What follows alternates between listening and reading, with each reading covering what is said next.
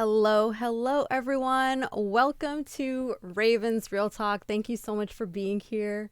If you are new, Raven's Real Talk is a talk show that I created on my channel where I bring topics that are important to me and topics that I think that we should spread more awareness about, and just topics that I think are generally good to know. We have discussions about them with scrumptious guests. I've had from anywhere between 3 and 5 guests on my channel at a time, and we just discuss the topic, and it creates great conversation.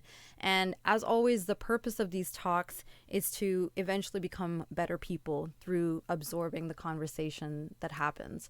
So today in particular, I'm very excited about this topic because it is another one that's very important to me. We are discussing the power of words, and we'll be talking about things like the quotes and mantras that we live by, some negative words that have impacted our lives, some movie or book quotes that have changed our lives, some of our thoughts on what we feel come to mind when people tell us to have a thick skin, and whether it's possible for people to be kind of like over offended or over sensitive to a topic, and where that line is drawn between being overly sensitive or being rightfully and justifiably offended about something that is said or something that is done. So we're going to be hitting on some very important topics. Oh my God. Ooh, shit. Who did this? Gloop. Thank you. Gloop, thank you for the thank you for the host, Gloop. It's such a good track. I appreciate that. Thank you. So yes, we'll be talking about that, and the purpose of the conversation is to not only share our experiences and educate ourselves and others, but it's also to become more conscious and cautious of the types of words that we use and the power of words. And as I mentioned before, the ultimate goal is to grow into better people and better our lives through self-reflection and introspection. So, without further ado, Prince Abubu, I'm going to introduce my first guest. So this is someone that I've actually had the pleasure, 2 of these guests I've had the pleasure of meeting in real life. And I have Twitch things to thank for the meeting and the introduction to this wonderful, damn scrumptious individual. You know him as, hold on, Gloop Dog. Hi, Gloop. Oh, I can't hear you. I think you're still muted. Possibly? Yeah. Yeah, I'm still muted in Discord. Hi, Gloop. So used to turning my own switch on and off. Hello, thank you for having me, Solar Raven. Thank you for being here. Oh, this is so in exciting. the Raven's Real Talk. Yes! Please let us know. Today. Yes, super real. And please let us know all about you. I'm Gloop Dog. I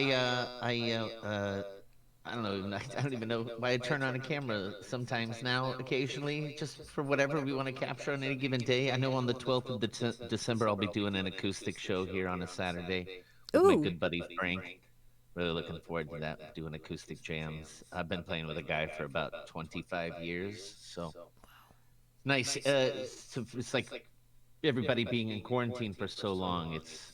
I think we're feeling safe to get together and do a show here in the comfort of our own house, as opposed to out at a bar like we normally would. Oh, man. Yeah. Looking forward to that.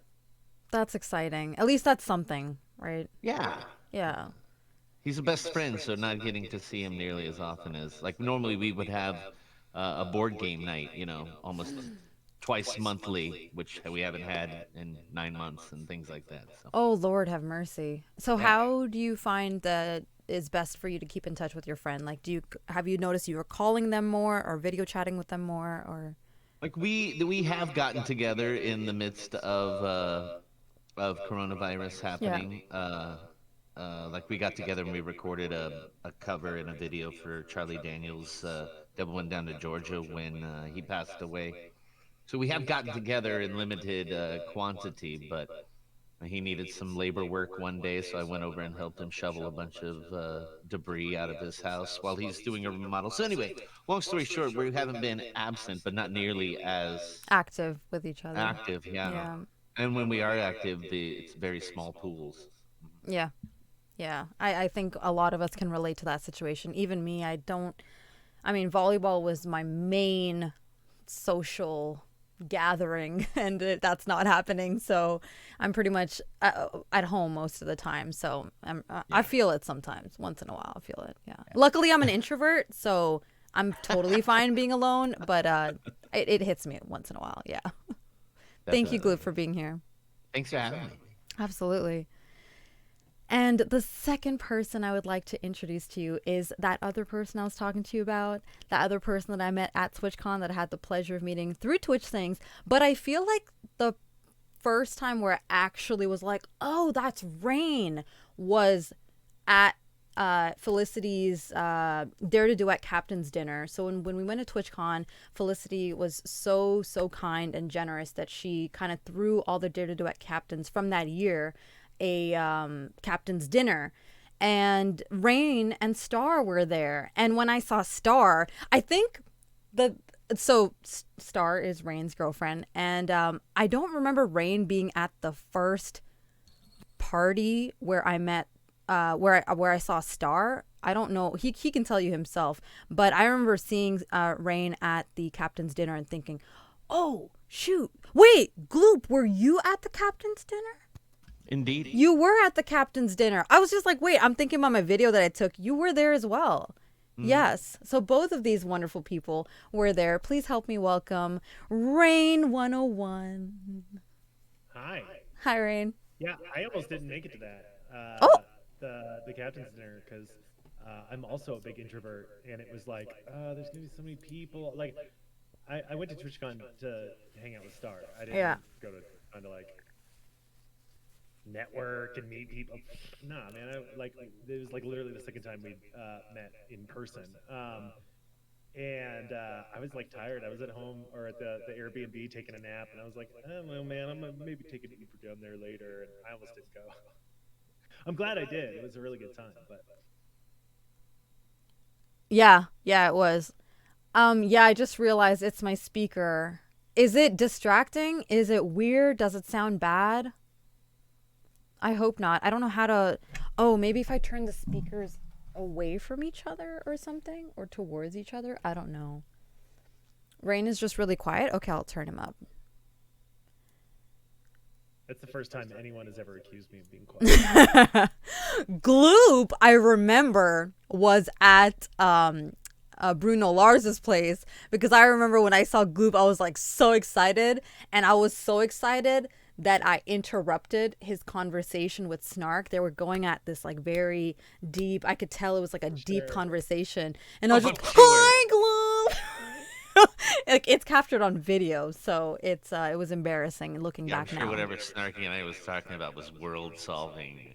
I'm sure Absolutely. you guys were really deeply invested in that conversation, and I just I thought saw a lot of of video from that party, and I'm sure you guys were of sound mind and body, completely sober, right. having real conversations, Yes. like you were at the United Nations. I'm sure. Yes. Oh, you're being sarcastic. These are A all little facts. bit. Little Oh, sarcastic. okay. Maybe I didn't you stick sussed me around out. long You figured enough. it out. Okay. Well, that was awesome. A bit if there is going to be a lot of talking, but otherwise it's fine. Oh, shoot. I'm sorry, guys. I hope this There's fixed going to it be a a lot of little bit. talking. Probably not. Yeah, you'll be fine, guys. All right, and last but We're just not gonna pivot least... this into a Twitch Things party. Sorry? I said we're just going to pivot this into a Twitch Things party. So there's Yeah, less right. talking. I mean, we all are Twitch singers, so Expressive. break into song. Last but not least, unfortunately, I haven't had the pleasure of meeting this next guest in person, but I hope one day we're able to. I think I've always admired her singing, and also just like the emotion that she puts into her songs. And the way I always remembered her is by her like fairy lights lamp, or no, yeah, fairy lights, and I think there's a flower there as well. And then she came by my stream one time, and I had lost all my Heavy Rain progress, and she was so dedicated to trying to help me. And I think when that happened, I was like, Damn, she a real one. Damn, she a real one. Please help me welcome Flower, the real one. The re- Hi, how are you doing, guys? Thank you for having me here. Such a pleasure. Absolutely. I hope It's we so meet nice to have you in here. person too. Sorry? I hope we meet in person too. I know. I really. That would be amazing. Where are you living? I'm in South America. Argentina is like Okay. really far away from everyone. Damn. Yeah, girl, that's far. I'm all But the way up there. I'm like yeah, in yeah, Canada, all the way. yeah, we're the Damn. completely opposite. Yeah. Please tell us a little bit about yourself. So my name is Flor, no flower. No, just kidding. Oh, it is Flora. Flor, Florencia, actually. Florencia. Oh, Yeah. damn, girl. Okay. Mm. Oh, And Florencia. sometimes, as Glib said, I put my camera on and I stream. I'm a multimedia designer and a pet lover. I love pets and dogs, and that's important to say. Yes, it I is. know, right? Hey, Gloop's like, what? Feels like yeah. So, and I'm really happy to be here. Thank you. Rain, I realized you didn't introduce yourself if you wanted to. No pressure, but do you want to? It's fine. Hi, I'm Rain. I talk politics a lot. That's my post Twitch things thing. Is I talk a lot of politics on my stream. I don't have a schedule, but soon TM. So you can come check that out if you like to talk about stuff, which you probably do because you're here. Indeed. That was a great introduction. Thank you for that, Rain. Thanks. I've been practicing it all week. You know, it's actually quite stressful. I remember anytime I was on Dare to Duet and Felicity was like, "Guys, if you're a contestant, prepare 30 seconds." I'm like, I'm Solo Raven. I'm from Canada. It I like snows here. turtles. Like, It yeah. snows here. It was Like, really hard. what do I It, say about what myself? do You I know, say about myself? It's like uh, categorize your personality in 5 words. I hate those questions. yeah, me too. I hate those questions. Or tell me about yourself. And you're like, I don't know. I don't. Where do I start? You want my born? My like? What do you want to? Yeah, Life story. my life story exactly. Introduction, right? All right. Before we dive into the actual topic, I want to say hello to everyone who's here and say how grateful I am that you all are here. I see Slay, Jeff, Rain, of course, Brandon, Chris. Thank you once again for that raid. I really appreciate that. Thank you guys for being here. Um, Flower, of course. And I see Snowflake Blanket. Hello. And Mrs. Kite. Hello. Thank you for being here, guys. I really, really appreciate it. It's going to be a great conversation. She's smart. She's loyal. She's Flower Castle. Yeah, I like that. I like that. That was a good one. Dog lovers live fast. Pet dogs. Wait, what? Dog lovers live fast. Pet dogs. Yeah, Oh, sure, oh, oh, yeah. oh! I get what you're saying. We all know that old chestnut. Those dog lovers living hard, living fast. Yeah, icebreakers are torture indeed. Hi, Tanepi. Well, thank you guys for being here. Really appreciate it. All right, so let's dive in. So I usually start off my real talks with like a generic opener, so I can get a feel of like what we're dealing with. So, do you all believe that words have power? Because there are people on both sides who believe that not really, and some people believe that they do. So, Gloop, what do you think? And when did you realize this? Whichever end you're at. I believe words are given power. I think that by the receiver. I believe they can be a variable degree of any sort of intention from the deliverer, but I believe that the receiver is in charge of how much empowerment those words are given. Yeah, damn. And when did you realize that that was your take on words? Sticks and stones. But I know, but that saying means what it means for a reason. But I think it became I don't know. I think as with the age, I think the older you get, the less you care about what is written or said about you. Uh, I don't know. Maybe potentially. I think it comes with time and maturity and confidence in the self. I think, especially if they're about you specifically, but even if they're about things that you have an opinion on or they affect you uh, yeah, I believe if even words and intent to elicit an emotion from you, Yeah. only if you allow that emotion to be illicit does it have that effect. Yeah. I guess. Which is interesting when you think about it. Like them themselves, they're just words, and then put together or said by a specific person to a specific person, and then it means something completely different. There was a South Park where they talked about words. They wanted to get a specific word changed, its meaning changed in the dictionary, and through their investigation of that word, they realized that over time it had like over 15 to 25 different meanings, and only currently did it have a meaning that had a negative stigmatism. So they wanted to change the meaning to be something completely different, so it wouldn't have a negative stigmatism anymore. Go back to what it Interesting. used to be used for it. So yeah, so I think words also change with the meaning changes with time and with application and with intention. But I think ultimately it's in the hands of the receiver. Yeah, interesting. Thank you. How about you, Flower? I think is I was thinking a lot about this question because since we are a child, since we're child, sorry, my English is gonna be what it's gonna be. No, you're doing great. Okay, you get hurt, you smile, you laugh, you feel things because the words have to have an impact on you. And that doesn't mean that it's going to be good or it's going to be bad. It's just going to have an impact.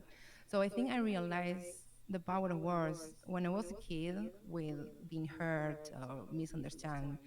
And then when I was an adult, I started therapy and I understood how important it is that someone come to you and be like, hey, I'm training this, and my words are gonna be really important to you. So you better listen to me. So those words changed my life forever because one word can change your life forever. And I think that's like the memory that I have. If you ask me about like what words mean to me, it means like help most of the times.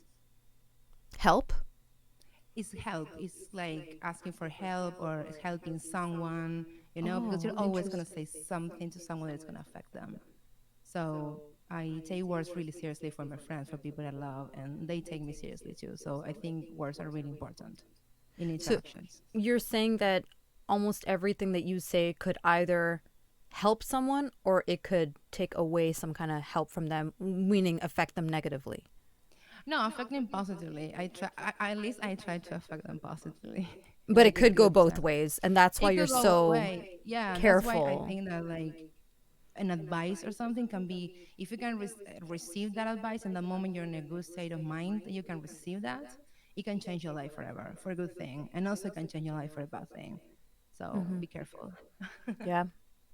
Yeah. Thank you. Rain, what about you? Um, I think that words. I agree with Gloop to an extent, right? Words have the power that we give them, right? Words are just a combination of sounds that we assign meaning, and that meaning changes over time. And how the person receives it is important, and how it's given is important, right? There's more than just words when it comes to human speech.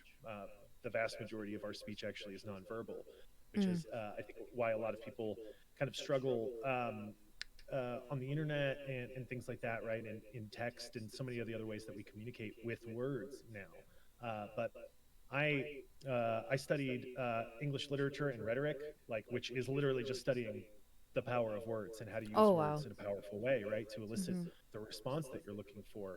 And words have so much power in any language anywhere that you go that, I mean, you have whole you can get a doctorate in studying how words have power and how to use them. And I think it's Gloop brings up an interesting point, because I've been in relationships or friendships or whatever, and I think we've all had this experience where you say a thing and the person receives it a different way than you intended, right? And they're filtering it through their own lens and you're filtering it through your own lens, right? And there's always the question of intentionality. Like, I didn't intend to hurt you, but I did. So should you forgive me because it wasn't my intention, or should I apologize because regardless of my intention it had this effect on you? And sometimes that can be used to sort of manipulate people, or to elicit even a further response than was intended. So it's such a complicated topic, right? When you're talking about any kind of communication. So distilling it down to they do for this reason or they don't for that reason. Words have a lot of power when we give them to them in certain contexts. And sometimes somebody, one of the best things I ever learned was when somebody insults you or is trying to hurt you with words, is to agree with them, right? Mm. I learned this in the schoolyard. Somebody calls you a thing and you go, "Yep, that's me. I am that thing. You're a real piece of shit. You nailed it. I'm a piece of shit." And that pulls the power out of it, right? It's supposed to harm you, but it's clearly not.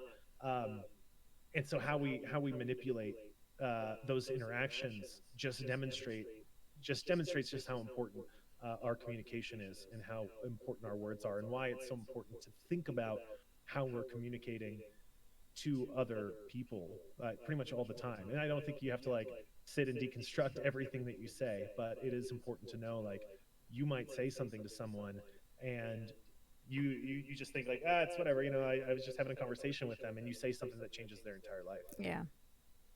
And you never Yeah, know. a flippant conversation or flippant something that you might have said just in passing, not even thinking, and that just Yes. anchors onto somebody Yes. so deeply that you had no idea. And it could go the other way. You could say something just flippantly, and all of a sudden that you changed their life in a positive direction Yeah. too. They took that, now that's their mantra.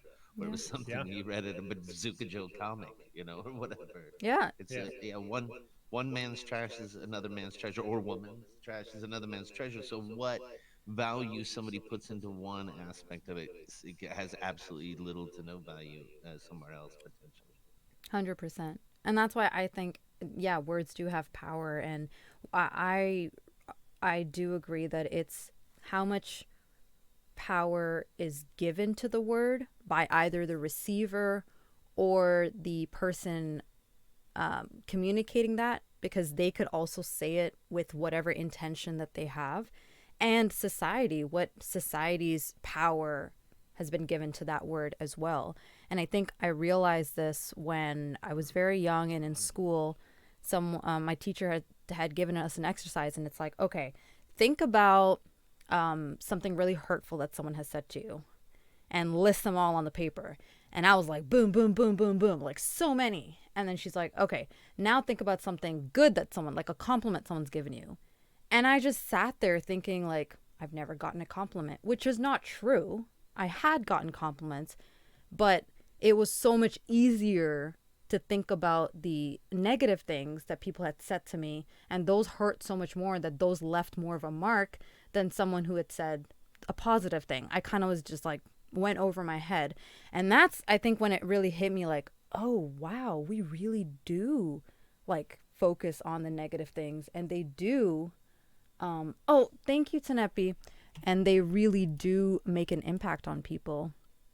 Yeah, guys, I'm just trying this new thing because my mom wants to sit in on this one.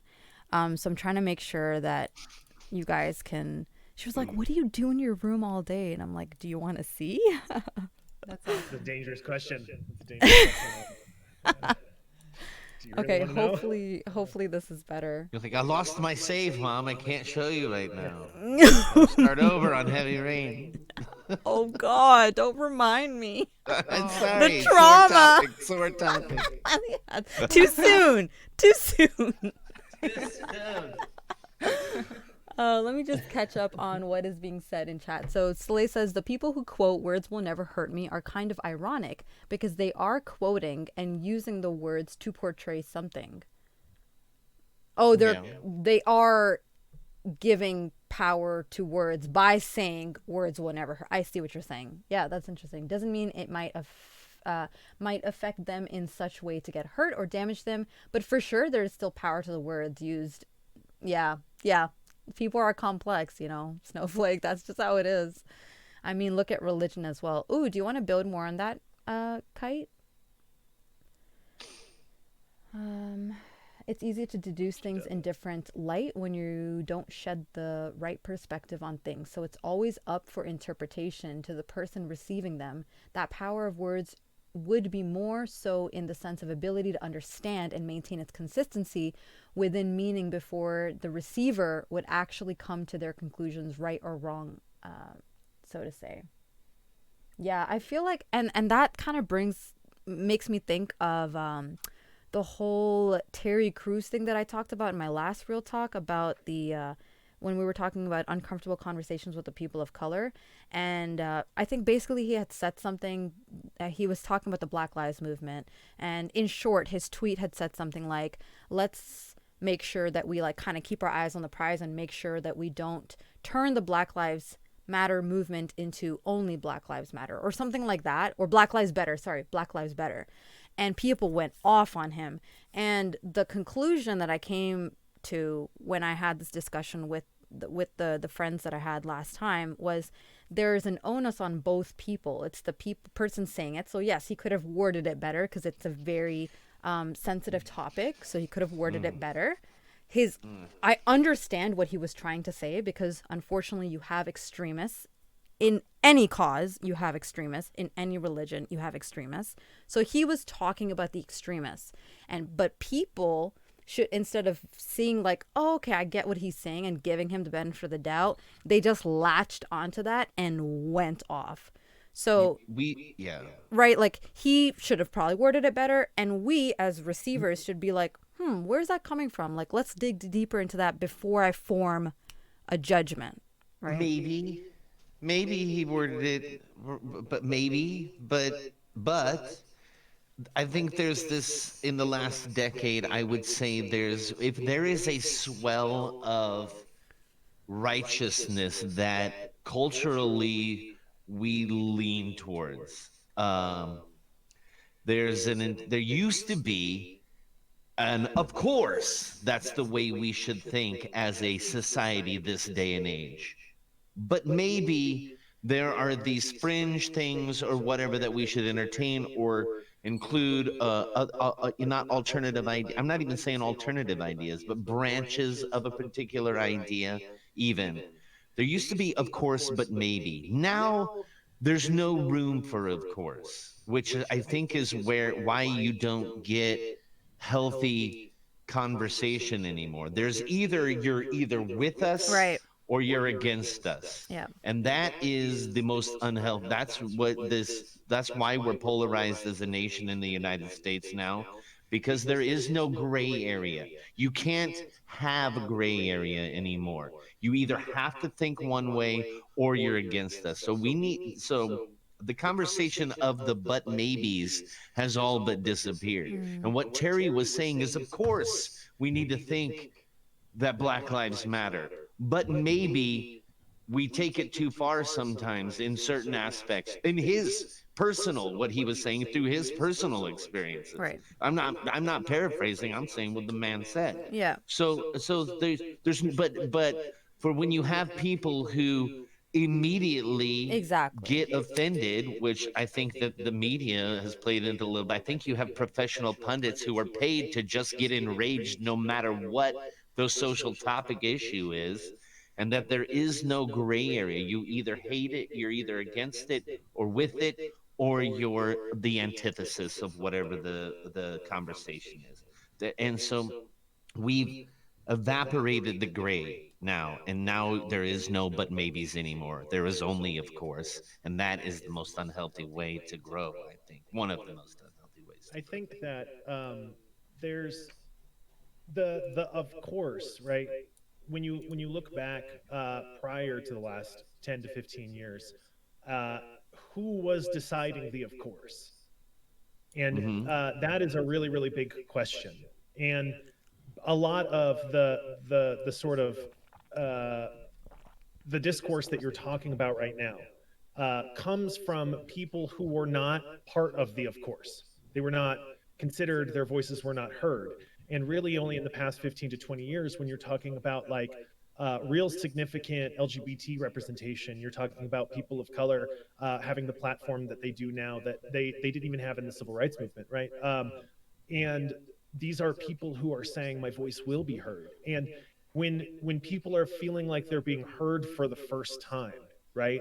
Um, you think about somebody who's in a conversation, right? You got like four or five people, and they're waiting for their chance to speak, and everybody else is talking over them and making decisions and contributing, and eventually they're like, can you just shut the fuck up for a second so I can like get a word in edgewise, right? You're all wrong and you're all stupid, and I've been sitting here for decades listening to you talk, and now it's my turn. Mhm.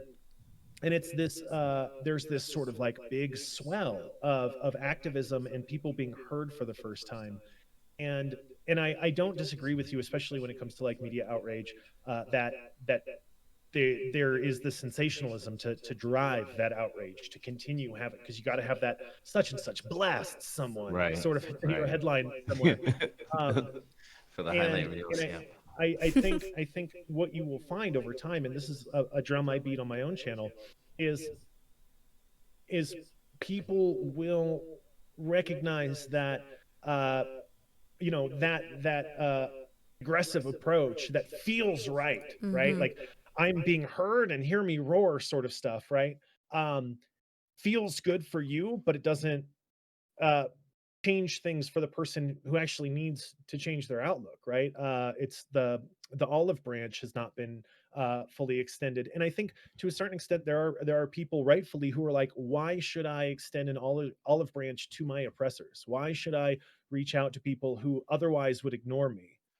You know, I will be heard, and I'm going to make sure you hear me because I'm going to be loud and in your face and obnoxious, and you're not going to be able to ignore me. And I think that sort of just kind of takes time. And I think in the information age, that process happens faster and faster. I remember Hmm. I talk about this on my stream, like uh, when I was a kid, the idea of like gay marriage was not even a conversation that people were having, and now in 2020, it's not even a conversation people are having.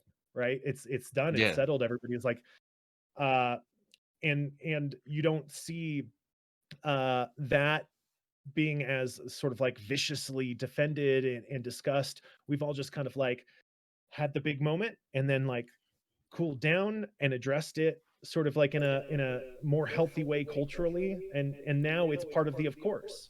And I think that's a natural sort of ebb and flow that happens over time. um, and so we just, I mean, I understand if you're like, why is this like this, and being frustrated with it, but I also think there will come a point where it passes and people are kind of like, okay, I want to call you by what you want to be called. Just give me a chance with yelling at me, you know? Right. Right. And that'll be a good time. That'll be a good time for everyone Mhm. as we move past the sort of anger, being heard for the first time, all of that sort of stuff, into something that is more conversational. Yeah. Conversational. Yeah, I think that needs to be implemented more. And that's why I felt like the people of color conversation from 2 weeks ago was so important, because there were a lot of topics that we talked about that if you talked about this or you asked this question to a person of color who has inherited so many of the problems and in the injustice that their predecessors have faced, um, it could have been a short fuse type of situation. And I know there are people out there who genuinely don't understand and want to understand, and they want to know. And just because they haven't experienced certain things as a white male, for example, or a white person, they won't understand. And it's partially not their fault, but at the same time, if they choose to be ignorant and stay ignorant, that is their fault. But if they genuinely want to understand and learn, I feel like conversations like the one that I had 2 weeks ago, and I'm not trying to like toot my own hoot or anything, I'm just saying, I feel like open conversations without judgment should happen. And that's why Raven's Real Talk is so important to me, because I try to create a space like that. So thank you guys for telling me your point of view on that question. So moving on to, what are some words that have affected your life in a negative manner, or what are some negative words that you still carry along with you? So I actually have one from when I was a kid. I think I mentioned this in my first Power of Words, but when I was a kid, and I lived in Texas, I was an honor student, and I like was running for student council. Like, I was that kid, right? And before I left Texas to come to Canada, my English teacher was like, "Why are you leaving? You're gonna go on to do like great things here. Why don't you just stay? This, and this." And I was like, "No, my parents are leaving. I gotta go with them." So she had given me a writer's handbook, and she said that use this for your essays going forward because you're already like ahead of your class, and I want you to like keep that up and just get better and better at writing essays. So I used to carry that book with me in my planner every day for 2 years till someone snatched it out of my planner. And in eighth grade, so I came to Canada in sixth grade. I left there half of six, came here as half of six. He ripped it like out of my planner, and he started showing it to the class. And he said something like, "Oh, guys, like she's a liar and she's a fake. Like this is how she gets her good marks. She's actually not smart. She's actually dumb. She uses this book to like basically get ahead and find things that we don't know, and that's why she's getting good marks. Like she's cheating basically." And I know it sounds so stupid because it makes no sense right now as adults when we think about this, but at that moment I was like devastated because for those of you who have not been in the American system and the Canadian British system, they're very different. And I was an honor student in Texas. And when I came to Canada, I think it was just the environment and the teaching. And I had come in the middle of a semester. I was a C student. And like, I was never a C student. And then I had to work so hard. That was in sixth grade to bring my marks up to be an A student again or a B student. And for him to call me out like that, it just stuck with me. And unfortunately, I still have this like insecurity about my intelligence, even till today, that's one way to really hurt me. Like if you want to hurt me, like call me out on my intelligence. And like that, unfortunately, will still affect me and hurt me. So that's one thing I've definitely carried around for a lot of my life. Yeah. I would say that's one. To the point where, like, unfortunately, I was in a relationship with someone who would say that, oh my God, business is for dumb people and, like, film studies is for smart people because he was in film studies. And I never fought that. I was like, okay, well, like that's terrible, guys. Please don't let people treat you like that. Don't let people talk to you like that. It's okay to have your own insecurities Genius and whatever film else. studies people. Yeah, he really rubbed it in. And Well- luckily I'm not that person anymore, but I still have that insecurity. I have no shame in admitting that. What about you guys? What Rain, do you want to start us off with something negative that you could possibly have had? Sure. Let's all expose our traumas. Yeah? Yeah, the one that always like when I was like maybe 15, I was 15. We were living in Germany, and my dad was kind of like I'm a military brat, so and my dad was a planner. He spent a lot of time in the office with maps and all that kind of stuff, and uh, going to the field, getting deployed, all of these sorts of things. He was kind of like in and out a lot. Mm-hmm. And my dad is like my build, but bigger, and wrestled in high school and in college. And I always was a wrestler. Like I got into wrestling when I was really young. And I had this coach when I was 15 who was just this behemoth of a man. He weighed nearly 300 pounds. He was just this big, burly old dude. And he would like anytime we were like learning a new technique or something, he would call me out to the mat and like just throw me around to the point where it like hurt. Like he was going hard. He was putting all of his weight on me. I weighed when I was wrestling at 152. So this guy was literally twice my size, my weight. And I remember I came home one day and my dad was home, and I was like, "Dad, what do I do? Like I he's hurting me. Like it's not fair. He doesn't treat other people this way. Like I haven't done anything to this guy." And I literally will never forget it. Like he just like turned to me, and I think he was maybe a little drunk and was like, "Well, maybe you should stop being such a fucking pussy." And I was just like, and like that I will is the moment. That is the moment where in my head I was like, I can never rely on on adults, really, my Oh parents, God. for anything. Like, and that had been a thing all kind of throughout my childhood. Like, I'd come to my parents with something, and they would make me feel stupid or humiliated or something like that. But that's the one that really sealed the deal. It's like, I'm very rarely vulnerable to this day, I think, with my parents. Um, and even then I was very rarely vulnerable. So when I had this time for him to like help me and do something, Yeah. and he treated me that way, that like was like sealed the Last deal. straw. I was like, That was okay, it. well, Yeah. this is a person who is in my life, but this is not a person I can ever rely on for help or support. And things have changed. Our relationship has changed a lot. I think he's grown up a little bit, because I think That's he good. was right around my age now. Then they had us really Wow. young. So Yeah. um but yeah, like, I'll carry that with me forever. I'll never forget that he said that to me, and I've talked to him about it, and he doesn't even, he doesn't remember it, as so often happens. He has no recollection of this conversation occurring. Which is what And when I Gloop was did, saying earlier, how you say yeah, something in passing and it like yep, changes someone's life. It changed your life, but he said it in passing, right? He doesn't even absolutely. remember And that's a it. lesson I learned really young. Yeah. I guess when I really talked to my dad about it, I was probably like 29 or 30, and brought it Oh up, and he had God. no You recollection of waited it for so whatsoever. long. Oh wow. And I was like, wow, like, this is something that's like had such a huge impact on me my entire life, and you didn't even remember. And but I've turned that lesson into something good. I work with kids with behavioral mental health disorders and things like that, and I train our new staff, and that's one of the things I teach them. Is like, every word that comes out of your mouth might be completely life changing Yeah. to the kid that you're working with, and you'll never know it. You'll never Do know it. you do you think that all of us are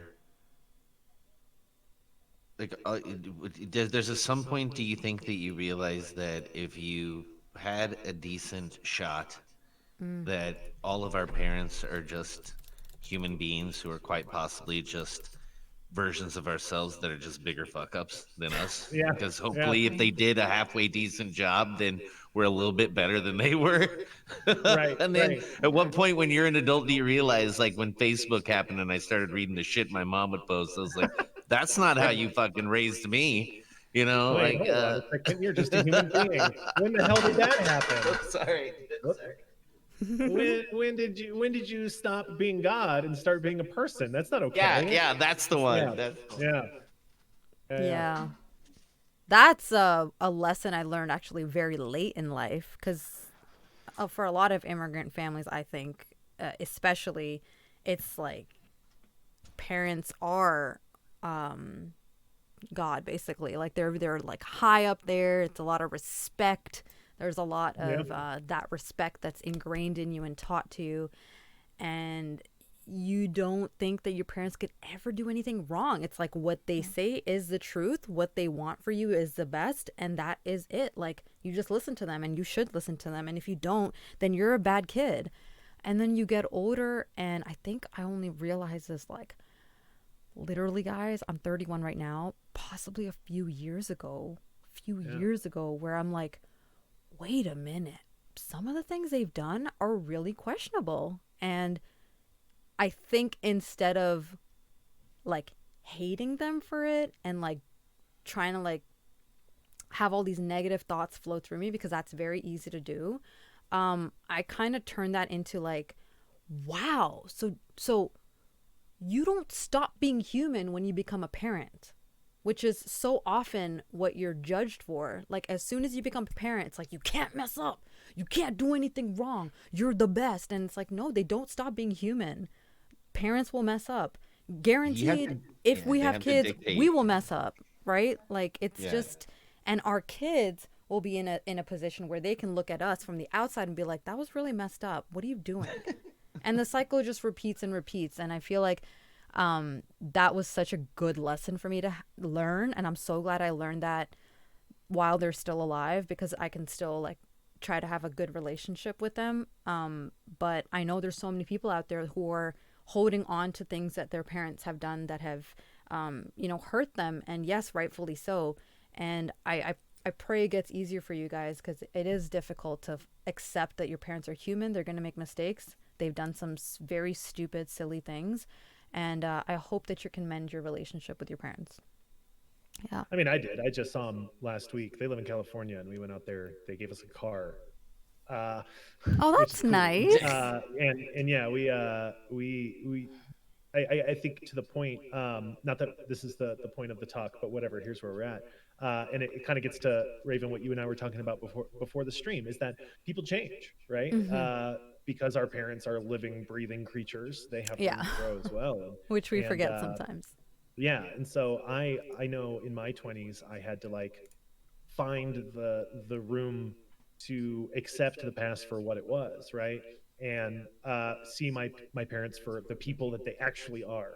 And yeah, for people. And uh now like we get along great. We talk once a week. Star is in on the call. We talk on Discord and stuff. And I think if I had held on to that one thing that was said, 17 or whatever years ago, uh who knows what my life would look like and my relationship with them would look like. But it wasn't uh just one thing, right? oh, there was sure, other sure, sure, sure. things, Oh, there were right? so many other things, of And Yeah, course. sure. and did you get to the point where you for a while we all blamed ourselves, like it was we thought it was something that we did Yeah. until we realized that maybe they are just human beings and Yeah. they did Yeah, maybe yeah, my dad looked at me one time. He's like, man, I didn't do everything right, but I promise you I did the best I could with what I had when I had Yeah. it. And I was like, I can I see believe that. you. So that Yeah. much I can Yeah. give you. I can give you that nod for sure. yeah. Yeah, we got really drunk on St. Patrick's Day in Newport, Rhode Island one year. In New England, St. Patrick's Day is like drunk Christmas. It's the best. And I got shit housed beyond anything I've ever experienced. And we just like sat on the curb in the middle of the street on St. Patrick's Day, crying our eyes out and making good, and everything changed from there because we just eventually, he said like I tried and like I fucked things up. I know I did, and I'm sorry, and I'm sorry it fucked you Mm, up so bad. But here we are now. Like, so Yeah. what next? And that was another moment, really, that I go back to is the flip side of that was that apology of like I didn't mean to do this, I did, and I was the adult, and I should have been better, and I wasn't. But we're adults now, and we can make new decisions. And I was like, deal. And everything's been fucking literally everything's been better since then. Like we had that understanding that we never really had before, and it was an opportunity to sort of speak not quite as equals, but certainly more closely to the same level than we ever had before. Yeah. Yeah, how we about haven't you, heard from Glue? Flower in so long. Wait Yeah. till they have they come to you for advice yet? My mom does on all sorts of things. Yeah. Yeah. The point where dad came to where my parents came to me and asked me how to handle family issue because they thought that I would have a better point of view than they could instill upon it. That's where I was like, all right, now it's a level playing field. Hmm. Yeah. That Yeah. was a good day. It's a good realization. Yeah. How about you, Flower? I was thinking about we were talking about you were talking about the parents, and I had a really toxic relationship with my father, and he's an asshole, honestly.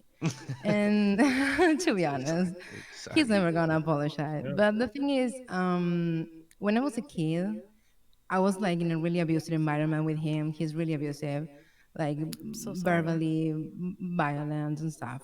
And I remember that I was never skinny. I was never overweight too much, but I was always like with my weight going up and down. So I remember he always gonna pick something to hurt me. So he said one thing that got stuck on me. Two things. One was like waking me up in the morning, saying like, "You can't sleep because you're gonna gain weight."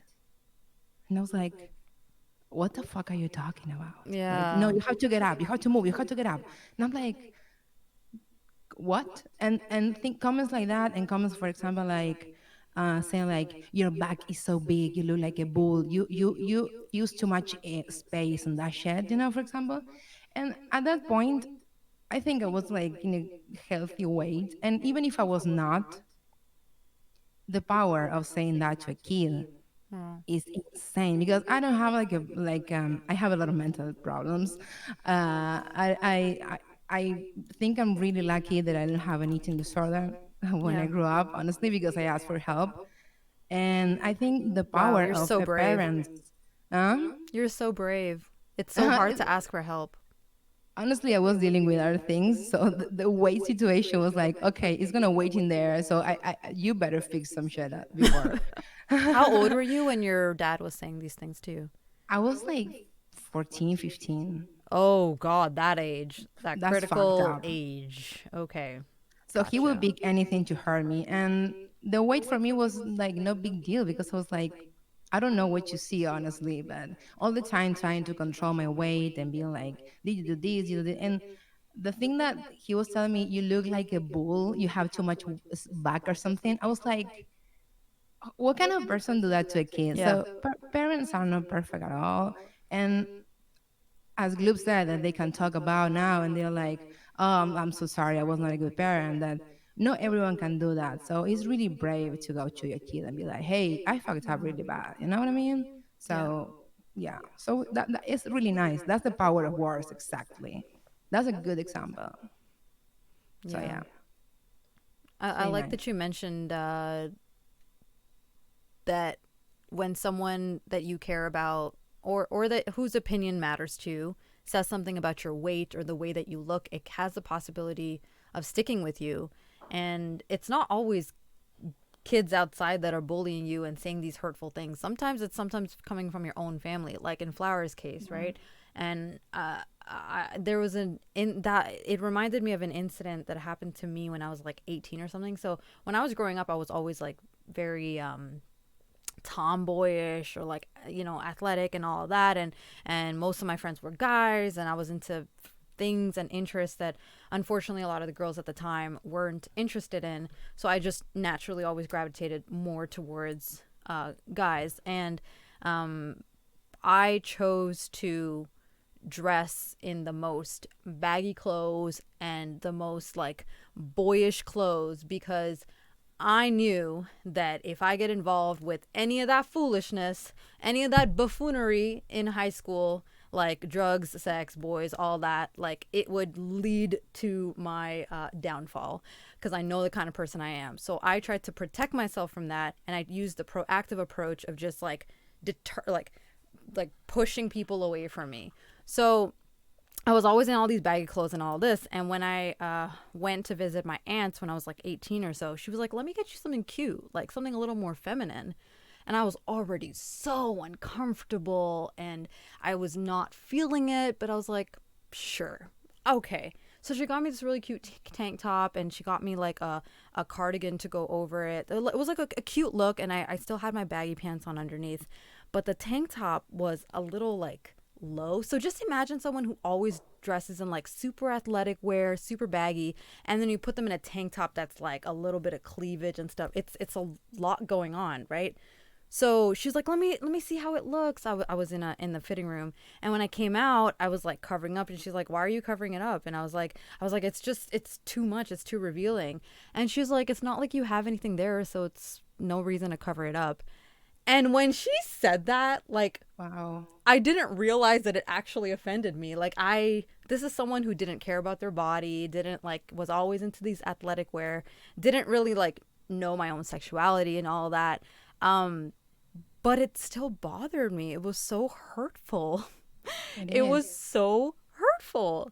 And I think only recently I've become okay with my cup size, but it was a struggle growing up. Like I was like, oh God, okay. I guess I'm not very well endowed upstairs and it's a big problem. I um, mean, but my yeah, it does father stick was all with the time you. saying like this kind of the same. Like you have like a big booty, just cover it. And I'm like, we are Latinos, we are literally really curvy here. So like, why you made me cover my booty? Like because your booty is too fat. And like, and he made me develop the habit of putting all the time like something on my waist so I don't show my booty actually for years, being a Oh, like kid. tying something around Yeah, your. for Oh, years okay. and years and years. And he was like, why you cover your booty? And I'm like, oh my God, you're gonna drive me crazy, you know? So it's really powerful when someone says something about your body, Yeah. because maybe you don't care about that person, or maybe you care about the person, but it's so strong how it impact in our mind, Yeah. and it could be forever, you know? Yeah. I mean, like, luckily, I've finally gotten to a point where I'm just like, I'm okay with my boobs. I'm cute with, like, I'm okay with it. Yeah, And I've even like talked to people and they're like, you're so lucky you actually have small boobs because like when you get older, they get saggy and it gets like hurts your back if you have boobs that are too big. So I was like, hello, no one talks about the benefits of having small boobs. Like, it's great. I'm fine. I'm cool. I love it. I'm awesome. So it took a while though. It was difficult. So thank it you for takes sharing that, time. Flower. Yeah. Yeah, of course. Yeah. How about you, Gloop? Your turn. Lay it on us. Uh, I think more so effectually for me, uh, has been the elimination of words that were in my nomenclature that uh, are no longer there. Like, you know, you, kids in my neighborhood used to flippantly call each other like, retard or faggot or something like that as like playful words, and now I don't Yep. like those words even used in normal connotation, let alone to be used with any sort of, ulterior stigmatism to it. They're uncomfortable words for me to hear coming out of other adults' mouths now. But as a kid, they were tossed around very flippantly. Um, so for me, it's like hearing those words that were so regularly used when I was a kid, hearing them used now, it gives me an adverse reaction. It actually physically makes me uh, shirk sometimes when I Yep. hear grown people, especially like at work. I'm in a labor intensive environment, so there's a lot of cussing and very blue collar, blue conversation and blue talk that goes around. A lot less now that people go through sexual harassment training and people are held accountable for it. And you understand and you're educated about what a protected class is and why they are a protected class and things like that. So I think education is crucial to all of that. But yeah, so there's a lot of words that have been taken out of my dialogue, and that I just don't even. Not only do I not use them anymore, but I can't. It Hear it upsets me even. to hear other Oh, people Yeah. yeah. say them. Yeah. Yeah.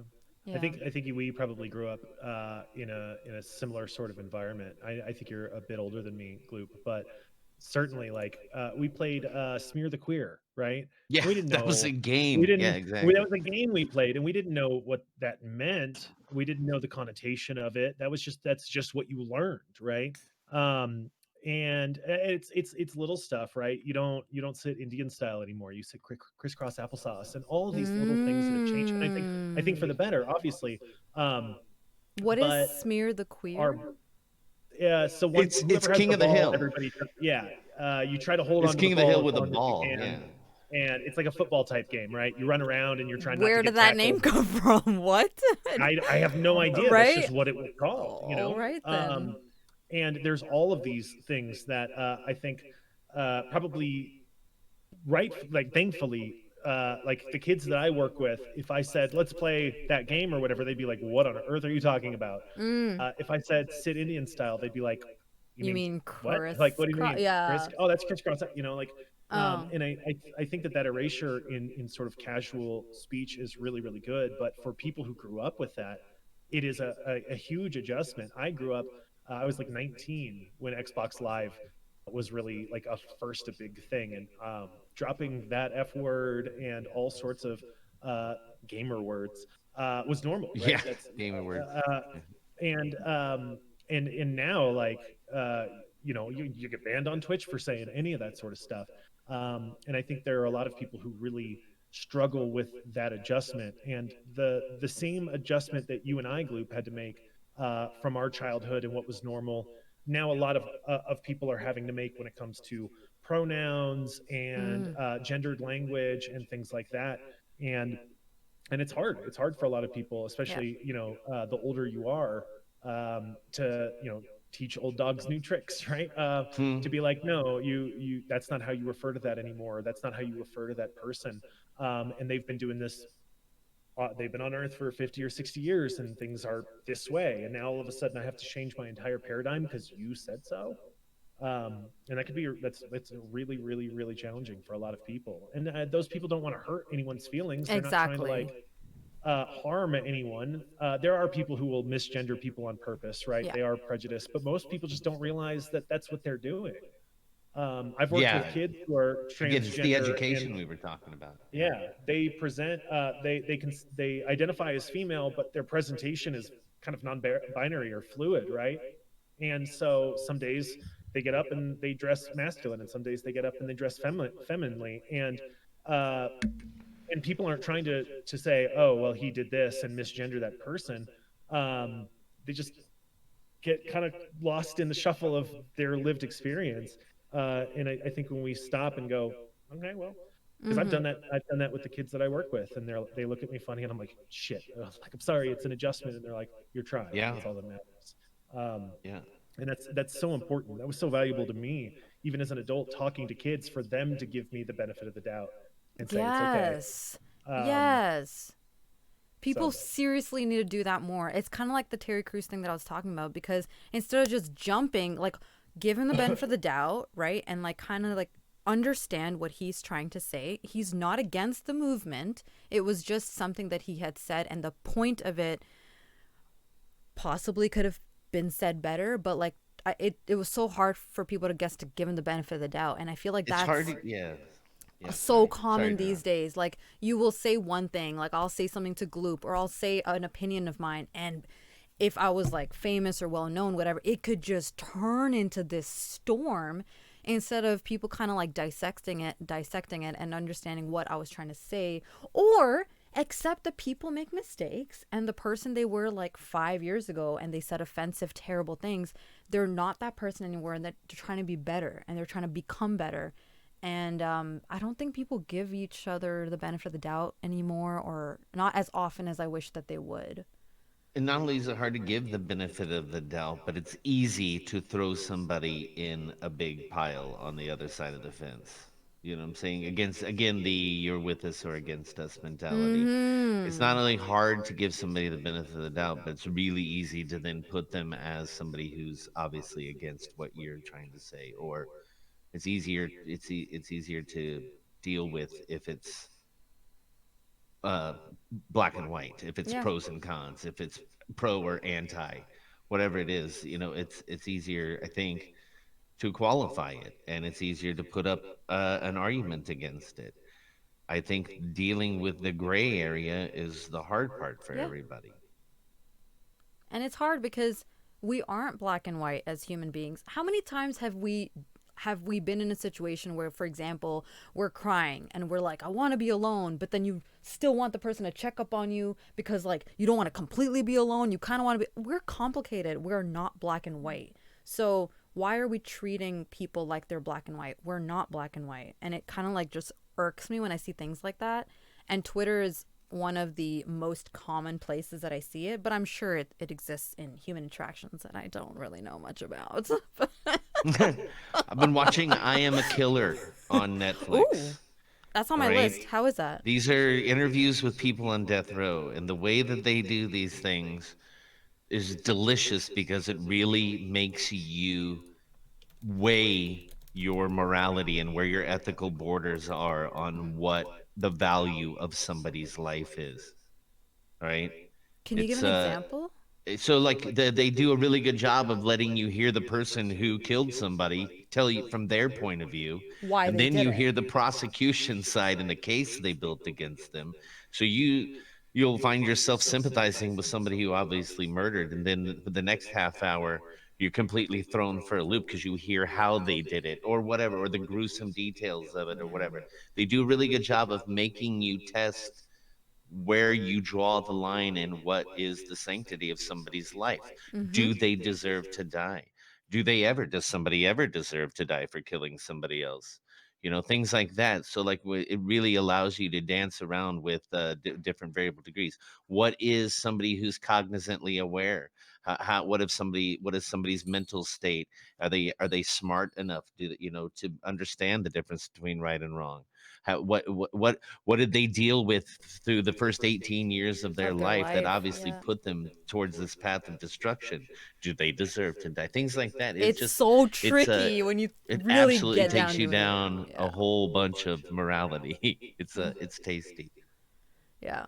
Yeah, that's something I've struggled with. I was like, when I was growing up, when I was a kid, when I was living in Texas, I was like super pro capital punishment. This is a personal story because when I was a kid, as for most kids, it's black and white. Like life is black and white. It's like that's wrong, that's right, that's wrong, that's right, right? Like it's simple as that. Don't kill, that's wrong. Or uh and it now when you get older, you're like, well, she killed out of self-defense, or he killed because he was being domestically abused, or whatever. Like there's so much more that goes on behind the scenes that we don't see and understand. And then there's the stuff I'm that not even Gloop was saying talking death row, about. just even life in prison, Yeah, even that. yeah. And you get older and you start to see all of these things, and then you start digging deeper and deeper, and you're like, so who is truly to blame? Or like where could things have shifted so that this would have never happened? And like you start to really analyze the person and their psychology and their parents and their childhood and all these external factors that like bred into them becoming this person who ended up doing this super terrible thing. And then you think like rehabilitation, second chances it's tricky. It's juicy stuff, but it's tricky. It's Yeah. tricky. Very tricky. Snowflake says, Mrs. Kite says, I went through that with my dad. Yes, I commented on that. That's awesome of you to help your parent out, because we have to realize that our parents grew up in different times, and even us growing up in this day and age, like we have so many things that we need to work on and that we don't understand as being problematic because maybe we're not saying it with intentions of being problematic. Like the I don't see color is something that I had said personally like a few years ago, maybe 4, 5, 6 years ago, and I discussed that on my previous real talk where it was a personal experience, and then after I had said that, I realized how negative it was that I said before everything that's happening today is happening. But I owned up to it, and I said that, yeah, I did say that 6 years ago, but shortly after I understood why it was so damaging, and now I of course don't say it. Tony says, not to speak for all CSGO players, but that being a game I played for 10 years before streaming, yeah, the association with gamer is real in some places. PewDiePie, yeah, Rain, what the hell? So he apologized for it, and it became a meme. So did he apologize for it because he said it was a gamer word? He was just like, it was in the heat of the moment, and I don't think he tried to completely excuse using the N word, but he did kind of like more than slightly try to excuse using the N word by saying like, this is how gamers talk, or whatever. He like called it gamer words, like and it became like a whole meme, right? Like I use I use that expression on my stream on a few occasions. Just be like, I'm angry, gamer words, right? Like, Yeah. not that I actually mean to say any of those things, but yeah, like it was like it's going back to like what Gloop was talking about. When we were talking about the way we used to talk when we were younger, because that They used to be collectively are all the over the words we internet. used to say when we were kids that are now Yeah, not exactly. cool to say at Not all. cool Not to say at anymore. all. Yeah. And so yeah, he tried to just kind of pass it off as like, this is how gamers talk, right? I didn't mean to use language that's harmful towards black people. I was just using a gamer word. It doesn't Yeah. mean what it means. Yeah. And it's like, yes, it does. It does mean Yeah, what it it means. does though. Yeah. Just because you didn't mean it in that way doesn't mean it doesn't mean that, Yeah. right? Just mean. You were just trying to be angry. Oh, that guy was being an asshole. Well, then say that. Say that. Don't call him the N word, Don't say, you idiot. So Just parlaying that is it requires a rewiring for that not to come out of your subconscious during a fit of of emotional charge. Right. That is a Not to rewiring of regress. your subconscious. It's a paradigm shift. It is a shift in your worldview. It is required to be. And that is what PewDiePie should be held accountable for, is the fact that his wiring needs to be rewired. If he thinks his wiring's cool, that's where his dismissiveness becomes an issue. Because if that's your knee jerk reaction, how do you get past that part of you? Yeah. It actually reminds Yep. me of a conversation I was having with myself the other day with like we were talking about the whole gamer culture, and this is what it's like to be a gamer, and these are the words gamers use. Um, that all of those associations have been like put onto the word gamer, right, by certain people. And it reminds me of the associations that have been put on the word Karen. So I was recently called a Karen in Valorant because I refused to take negative insults. Like I refused to accept insults, and they were like, "Why are you being such a Karen?" Da, da, da, da. So it's like, where do we? Is it? Should we just not have those titles anymore, or like when do they go from being a title that has these attributes assigned to it and then turns into something like me being called a Karen for just not wanting to be abused? Like Karen is not a specific type of like is not attacking I don't think any sort of protected class. A Karen No. is an attitude that anyone can have. You Yeah. know what I'm saying? Doesn't Yeah. have to be. But I think there's a difference. So there are some words I think can be playful when don't point at one specific thing that is uncontrollable But it to a offended very me able because I degree. You know know what I'm why saying? they were saying So that. You know what I mean? to come in all hot and steamy when you're may I speak to your manager being the Karen is something that can be controlled, Right. so I think it's pointing it's just like in the whole history of the world of calming down, has no one ever calmed down by being told to calm down. It's along that kind of same lines. That's a carrot. So so I don't know. If you So want to that see I if think somebody's that a Karen, call them a Karen. yes. And Exactly. their response will sort of determine whether that is an appropriate. If you're like, wait, what? That's dumb. Why are you being dumb? You're probably not a Karen. If you're like, I can't and you act like a Karen, yeah. But I agree to Neppy, like it is used misogynistically a lot, right? Like It I can think be, dudes yeah. can be Karens, but dudes don't get called Karens. Yeah. Uh, and we don't have sort of like an equivalent word for that. Like it is specifically a Chads. woman. No, No, but but it's like a hit Chad different is like a though. bro. Like he's like Yeah. and I've heard bandied around the internet like um Karens and Kyles, I think. But nobody ever says like that, right? Like it's Yeah. Gotcha. I think it is a gendered insult, and that's the biggest misgiving that I have with it, because yes, it is describing like an attitude or a sensibility, the way that people treat people, right? But it's Right. specifically a type of woman who treats people in a negative way or responds to things in a negative way. And it's like if somebody called me a Karen, I would laugh at them, right? Because Right. it's the same as like when the kids at work call me the N word, and I'm like, really? You think like that Whoa. doesn't apply Yeah. to me? Like that can't physically cannot apply to me. And so that's a pretty good litmus test for whether it's like uh, misogynist or racist. Is like, would it apply to somebody who was not a woman or who was Mm. white or whatever? So Yeah, I feel it's like an that word is interesting word. it's tricky because like it wasn't supposed to.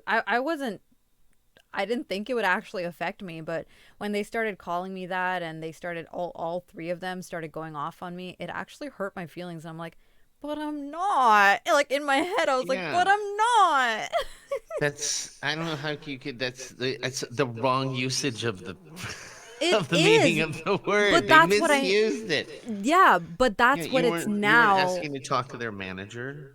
no, but it's now like warped into anyone who has an opinion it's- that you do not agree I can hear with. how Rain's saying, and now it's like saying like it's almost ubiquitous for bitch.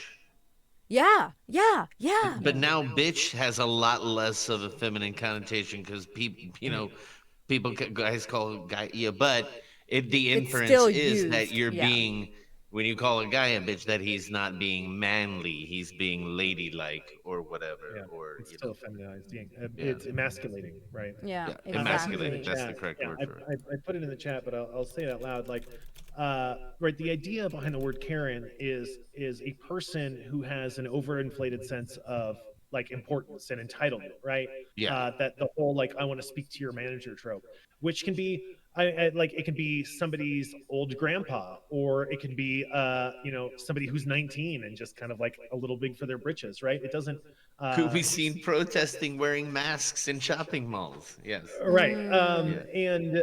And so the initial, and I think this is an important thing about words and language, right? The initial sort of like meaning was to refer to people with an inflated sense of entitlement and Right. self-importance.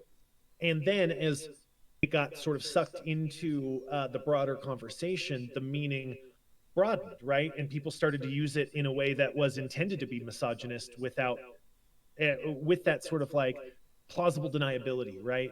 Yeah. In sort of in linguistics, there's all the kind of like weaselly words that people can use where you can say, well, I didn't actually say that thing you said, right? That you think I said. I said this other thing. But for the people who are in the know, they actually know that you did mean that, right? There's plausible deniability to it. And so that's where that conversation of like, it's misogynistic, it's this, it's that comes from. The original intent of the word was to describe one subset of people who behave in a certain way and not refer specifically to gender, but refer to inflated self-importance. And now Right. it has a duplicity of meanings, right? And you have to take context into consideration and sift. Like you might have to go and look at somebody's Reddit post history to see, are they like referring to entitled people, or are they being a misogynist?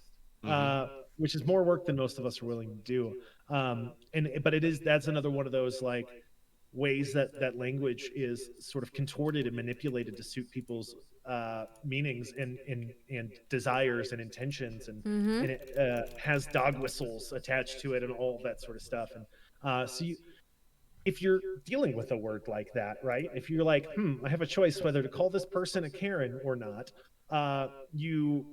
if you have to question, am I going to be seen as a misogynist for using this way?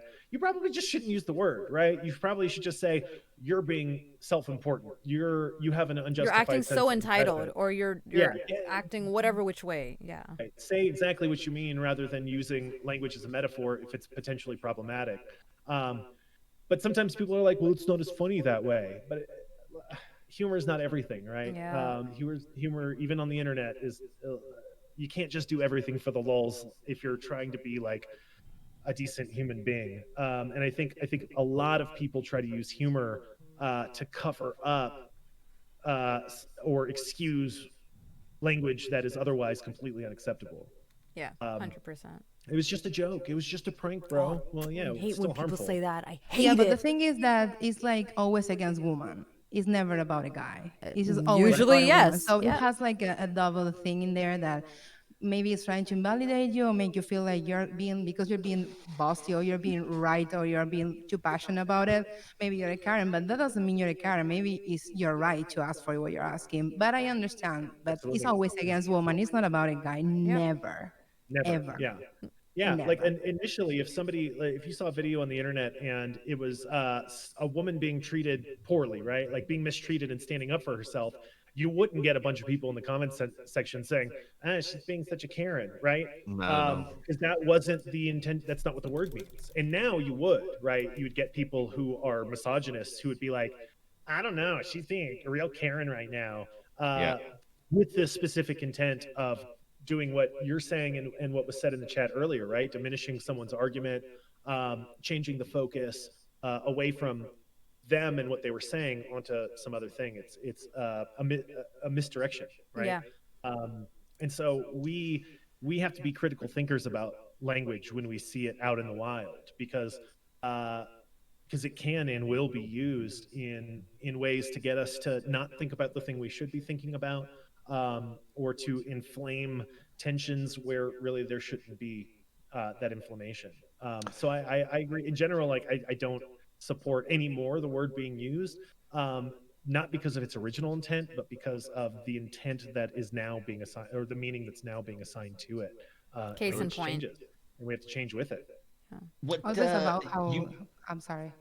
go ahead? No, No, no, go it's ahead. just about how easy um, we all do it. We can get a word, we can use a word to maybe offend someone because I think we all do it. No, not because we want, but maybe we are mad or something and we say some word we shouldn't. And I think it's also how heavy is and how heavy is the word and how light we use it. That's for me like the issue. It's not about if it says Karen or says another word. It's about how light some people use words that are heavy for Mm-hmm. someone else. Yeah. You know? Yeah. True. Yeah. Gloop, you were You saying mentioned something? comedy being a way that people cover up being insulting potentially. Mhm. Um, but do you, and this goes for everybody in general, agree or disagree that comedy, specifically, satire or stand-up comedy, has to be the one place where uh, we get to test these social norms? Because at least in the last, since recorded voices, it has been a Absolutely. thermometer Sure. for where you can say things that are taboo and you can look at them and poke fun at them, and Sure. being a protected area for um us to explore these things as a culture, I mean, I So as think we're it's several as the talking yeah. blending of several cultures. we're talking actual comedic platforms, not just comedy within Sure. Friends, right? Yeah. Or Yeah, no, I'm actually like written comedy, like okay. Yeah, is like stand always up like or yeah. is a great mirror for where you are culturally. Like, you listen to stand-up comedians, and they're still they're talking about using words, and when they're talking about it, they're using the words, and they're using to elicit reactions and to make people laugh uncomfortably and to think about why they're laughing and stuff like that, especially comedians like Richard Pryor, despite his run-ins, Louis C.K., Eddie Murphy. Eddie Murphy, George Carlin, people like this who challenge the norms by shocking people into questioning what they think. So with people like Bill Burr now saying that now they're getting attacked when they say these things. Now the rooms will rear Mm-mm. back and not, Yeah. and be afraid to laugh at these things anymore. And how they, like, people like Bill Burr, they Chris Rock, Yeah. they point at their audiences now and they're like, it's not the same. People don't respond. That people are afraid to laugh now. So like, can't is comedy the last place where, especially written, when you're going in comedy, you're not doing something to say I was pranking, bro. That's not in the Sure. context of I'm coming here Yeah. to enjoy And comedy. I think Yeah. that's the thing, right? Like if you Guys, have I a just got to use the professional washroom. I'll comedian, be right back. Sorry. yeah, 1 second. you have a professional comedian who is writing a script with a specific purpose, right? To to put that mirror up, right? You laugh at it because it describes you, and it's kind of relieving to know that that other people are seeing things, even if it's the way that you are, right? That other people see your prejudices and your biases. There's relief of tension in controversial comedy just as much as there is tension created by controversial Yeah. comedy, and it is curated, right? And there is an intent to put that mirror up that I think is different than the it's just a prank bro guy, right? Sure. Who's just doing it to shock, who's just doing it to be edgy. And we all have seen on YouTube or somewhere else a would-be comedian who's just trying too hard to be edgy and really crossing a line without thought behind it, right? You watch Dave Chappelle's most recent stand-up, and it's really controversial in a lot of ways, but it's and he expects it, he knows, and he like welcomes the controversy in and then immediately responds to it. He's prepared for it because they're sitting down doing things intentionally, right? And I think this gets back to that intentionality. What is this artist doing? Because I do think stand up is art, right? It's written form, it's crafted, it's curated, it's practiced, all of that sort of stuff. Mhm. And at the same time, like some of it it's never gonna hold up over time. I mentioned Eddie Murphy because his most famous special, he uses the F word a lot. He describes gay men as that word over and over and over and over again. And it was the 80s and it was the time and it was not unusual. And he wasn't trying to even be derogatory. That's just the language that was used, right? Um, and stand up is a product of its time. Stand up that is not timely is usually not very good, which means it also doesn't age particularly well a lot of the time. But I do think that there has to be room in society for us to reflect and go, are we fucking this up? And I think comedians are usually at the vanguard of stepping in and doing that reflecting, right? And saying, are we fucking this up? As a culture, as a people, are we going too far? Are we not going far enough? Right? There's a lot of political stand up that goes really, really far in different ways, and saying you're lazy and stupid and complacent, and you need to pay attention to what's going on in your world. Right? Comedy can kind of pull in a lot of different directions. Um, and I do think that comedy should be protected. I also think that as much as comedy is reflective of people, people should be reflective of comedy, and it's you get into sort of cyclical stuff. Um, but yeah, I think comedy is important, and it's important that we be critical of it, but also give it space to ask the questions that it's trying to ask. Right. Flower, did you want to add anything to that? He said everything. So good. So yeah, I agree. There should be a space for that, but yeah, it's kind of border always. Mm-hmm. Yeah. So I do see that there was some stuff mentioned in chat. RP actually mentioned an interesting point. He said, "How do you feel about singing lyrics and singing lyrics that might have the N word, or I can actually take it a step further, and there's some lyrics that are like specifically misogynistic, and even though you don't believe that, but that's part of the song and you're singing it." What do you guys think about that? Does that mean that you should be bleeping those things out, or by you singing it, it means that you support it and you believe it, or what do you guys think? Personally, for me, it's really tricky because where I live, we don't have that. It's not a thing, the word. I completely respect and understand and support, of course, but it's not a thing for us. Okay. So, but I understood and I educate myself to understand what's going on in the world. And I personally, after educating myself, I try not to say it because sometimes I don't know if I'm gonna offend someone Yeah. because it's not a thing for me. But at the same time, I'm like, it's not a thing for me. So should I say, should I not say? It's a really controversial topic on songs, on the songs on Twisting, for example. So my Yeah. opinion is like, basically, like, I try not to say anymore in case I offend someone, but it's not a thing, the word in here. Speaking of like the power of words, like how in one side of the word can mean so much, and in the other side of the word can mean, like, for that culture, like nothing or not offensive. It's really tricky to sing it. Yeah. Yeah.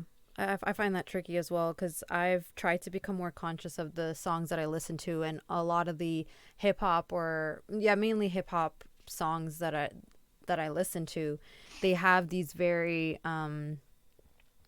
misogynistic lyrics, and it's about like, oh, I'm gonna do all of these sexual things to you, or sorry, I want you to do all these sexual things to me, for example, but I would never do that to you. Like, I don't do that, or I don't do oral and this and this. So it's always like these very these lyrics are very strange, but the beats are so catchy. So I catch myself like hearing these words and thinking, that's not very nice, or that's not very cool, or like, I want you to do this for me and dance for me like this and all this. And it's just these very like misogynistic ideas that I do not agree with, but they're so prevalent in songs that I feel bad when I start to sing them or sing along. And I always find myself wondering, like, should I stop? I even considered one time deleting all of those songs from my playlist, but then I was like, but the beat though.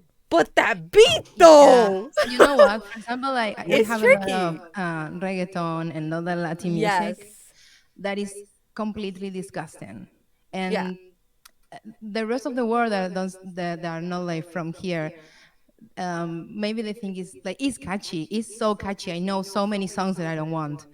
It's really catchy, but the words and the lyrics are disgusting. And some people that they don't know the language, they sing it and they think it's fun, but Yeah. for me, it's not fun at all because they are Yeah. saying disgusting things to a woman.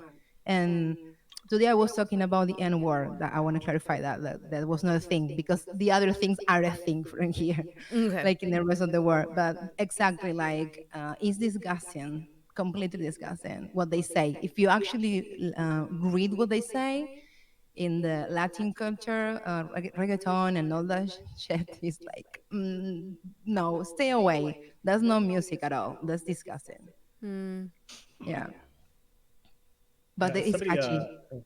I when I was in high school,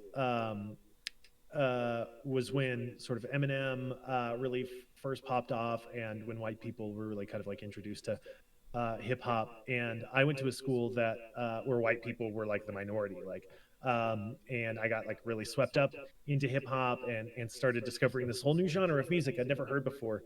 And certainly it was not appropriate for me in reciting lyrics to say the N word, like, period.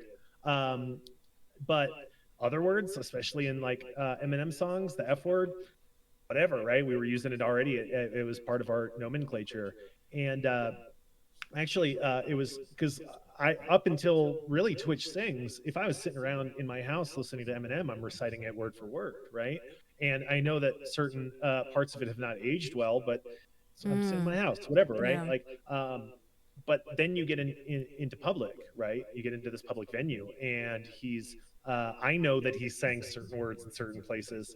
They released Superman, which is like a hugely misogynistic song, right? But that beat, it's a Yeah, banger, even see, though it's awful. the beat, And man. the first time I actually performed it in Twitch Sings, I was like, I feel icky. I don't like, and I did like a whole like production with it to be like to capture like the intensity and kind of like uh of it. And then after the fact was like, why am I like glorifying this thing that is actually pretty awful, right? Yeah, it's um uncomfortable. Yeah. and now like I just I replace words, I just drop words. It's not hard to do, you just But don't you're say the word. conscious of it. You're Yeah. What's that? conscious Okay. of it. It's a The choice. artist made that song for a reason. They put that word in there as an expression of themselves. That's their poetry to their music, right? Whoever wrote it, right? Interesting. So Okay. when I'm doing it, I'm doing my version of it. Why does my version have to be word Ooh. for word what the artist said? Why can't I put my Absolutely. spin on it and only use words that I'm comfortable using? I don't feel forced to use any words that the artist does when I do a cover of somebody else's work. So like, yeah, so to use, is it okay for me to use it only if you feel, do you feel comfortable saying those words? Then if that's your idea of expressionism of that artist's work, then okay. I feel like I can get past that, and I don't necessarily want to use those words, so I can switch it and put anything else in there. I'm creative You're enough not to ruining use the things that, artistic integrity. yeah, Yeah. absolutely. I Yeah. really like that. I really like that. And I noticed that I do that in certain songs. For those of you who don't know, I don't want to have kids. I don't plan to have kids. Kids are not a thing for me. So anytime songs start to go around and if they had babies, they would look like you, I change it to something else. I change Sure. it to something else. Yeah. Anytime it's like something about babies, let's make a home together and have babies, I make it something else, completely something else. So there's no Let's reason make I a home can't together and have enjoy. tacos. Yeah, there's I no know, reason I right? can't enjoy these good beats and just sing my own lyrics to it. Thank you for that, Gloop. I like it. I quite I like agree. it. Yeah. Yeah.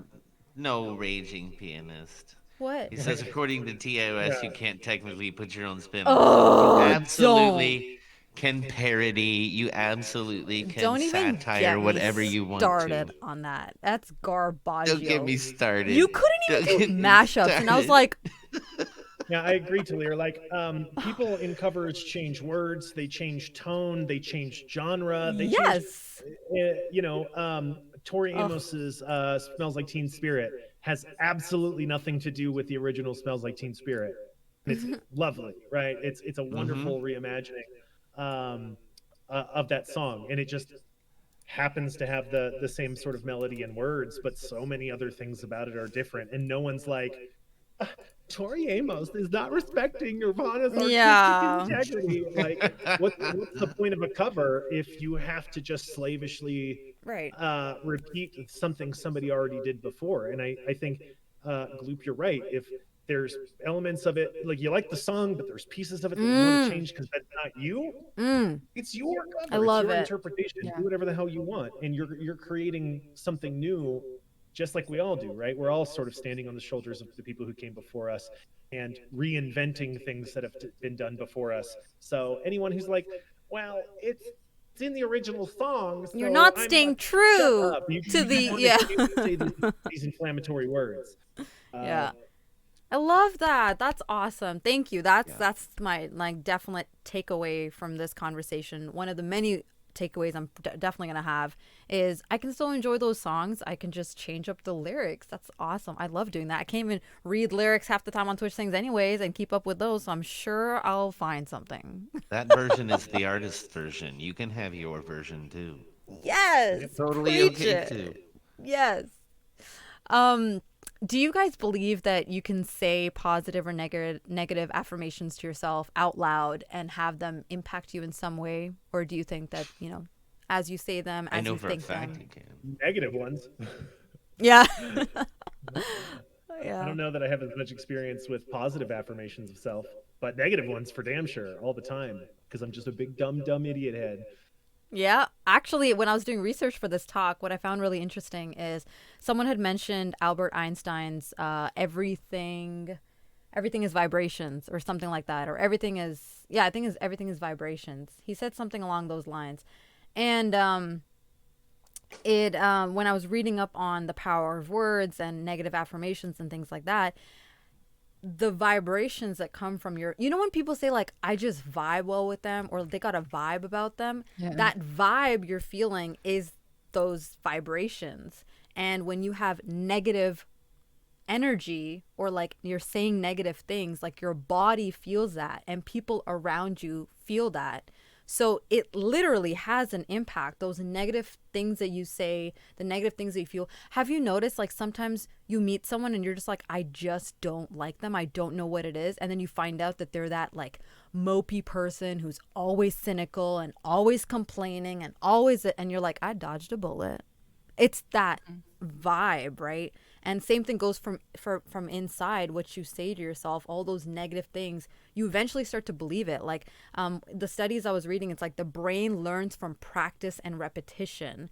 So if you're constantly repeating to yourself like, I can't do this, I'm not good enough, I can't do this, I don't look that way, they're never gonna accept me, da da da da, like you start No to girl's believe ever gonna it, be interested in me, or no guy's ever gonna like me, or no, then no all guy that will be shit. interested in you.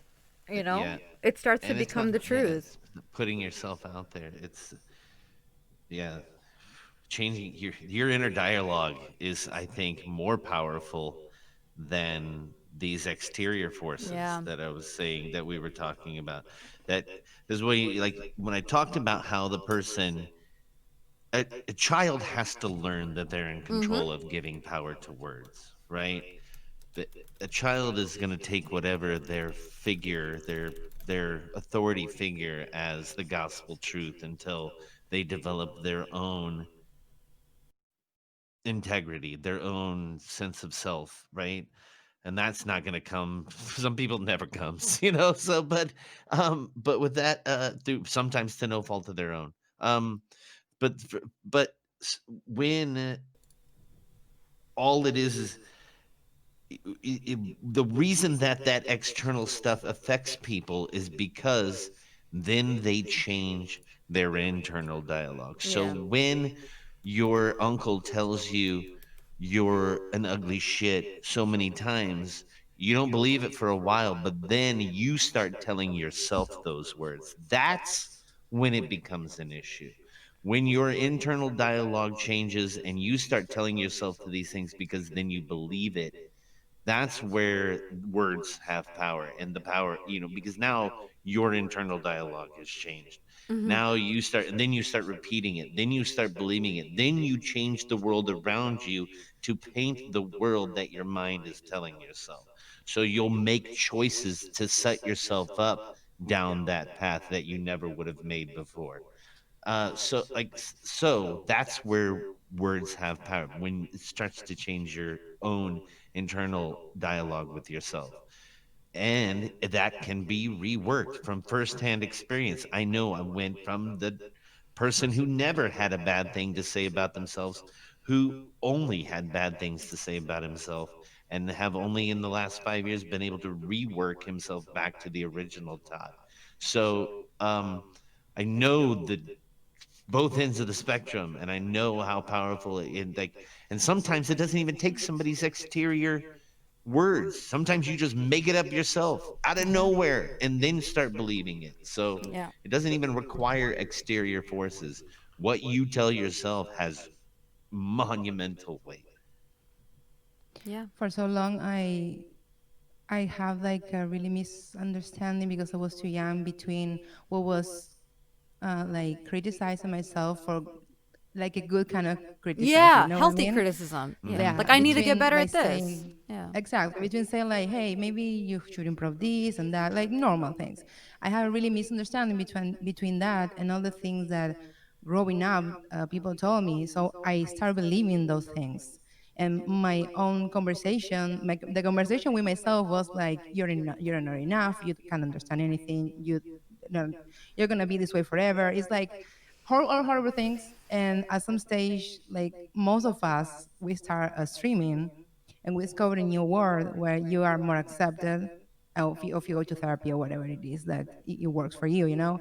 And when you change the way you talk to yourself, because that's the only Yes. thing that matters, is the moment you change your life. You literally change your life the moment you say, I gonna trust myself, but there's no problem with that.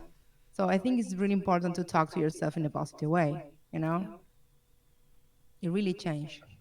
Yeah. I interesting. Like I think uh, people in sort of who grew up in the states, and I've seen a lot of this on Twitter, right?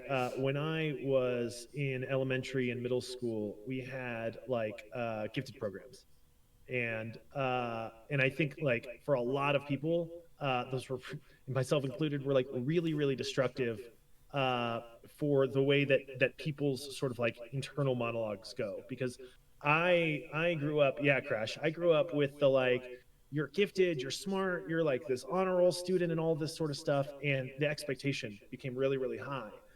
And so now when I succeed, I'm criticizing myself for not succeeding enough. And Enough. when I Yeah. fail, I am like, oh, see, like you'll never live up to those expectations. And so there's no real frame of reference that I can have where anything is enough. You know what I'm saying? And so when you're talking about that self criticism, I think it can actually be really toxic at times if you're not coming from the right uh, sort of framework. Because my self criticism is, uh, you you did okay, but you could have done better. Like I know I can always be doing better, and it you're gonna have to Star about this because she's seen it a million times. Where it's like I did something and I killed it. I play TFT and I hit masters last set and this set, which was like a Hey. big accomplishment, right? Congratulations. Yeah, and she's like, oh my god, and I'm like, it's not good enough because Aw. that's like the start, right? There's Yeah. grandmasters, and unless you're rank one, you're rank zero in this kind of mindset. Second And place is first if loser. you're not first, you're last, Ricky. And so you have to have that frame of reference where you're allowing yourself to feel good, and that's the only place where that self criticism can come in is where you can actually afford yourself success, which is something I struggle with. I think a lot of people struggle with, that have had expectation put on them or had that pressure put on them. So you have to not just be checking what you're saying to yourself, but also the sort of frame of reference you have for that thought in the first place. Um, for me, it's like a whole fucking paradigm shift has to happen before I can say, you know what, Rain, you did good. You nailed it. Good on you. Uh, there's layers, right? Which is so frustrating, but there's layers of how we look at ourselves, and we have to make sure that it's actually coming from the right place. Yeah, and that we're getting a balance. Like I preach self-improvement. I preach changing and being comfortable with the uncomfortable and being comfortable with change and all of that on my stream. But I feel like sometimes we work with extremes. We're either super, super duper comfortable and okay with how we are to the point where we don't want to push ourselves. We don't want to try to become better. We just stay where we are, or we just fall into the self-deprecation of like, I'm nothing, I'm worthless, I'm this and this. And I feel like finding that balance in the middle where you can celebrate your small victories and you can accept where you are, but also be excited about where you want to go and plan where you want to go and put in the work of where you want to go and what you want to achieve, and accept where your shortcomings are and how you can work to improve those shortcomings. That's difficult for a lot of us, and I think only recently I've found that, and I've actually been given myself the little pat on the back, like Rain just mentioned, of like, you did good. Yeah, you, like, just yesterday I lost 6 pounds, and I know if I was the old Raven, I would have been like, well, it ain't 20, is it? You still got so much more to go. But yesterday I was like, yes, I lost 6 pounds. Hell yeah, I'm getting another challenge. T25, here we come. Like, I was pumped. I was ready. And it felt good not to like hate myself. So it felt awesome. Yeah, I mean, thank small you, victories Snowflake. are gonna take you to The big big ones, one, because you have to yes. start by something. You know, Yes. it's nice to celebrate those things. As we celebrate like 100 followers, you know what I mean? Every celebration Yes. is like, it's gonna take me what I want.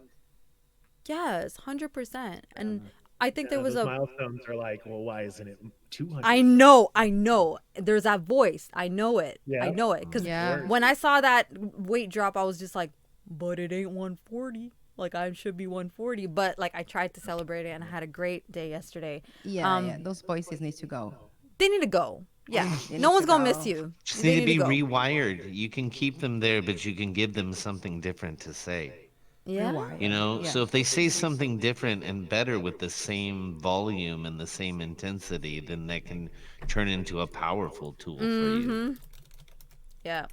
And I think when my lowest point or my like most negative thoughts came about when I went through my latest breakup, it was like 3.5 years ago or so.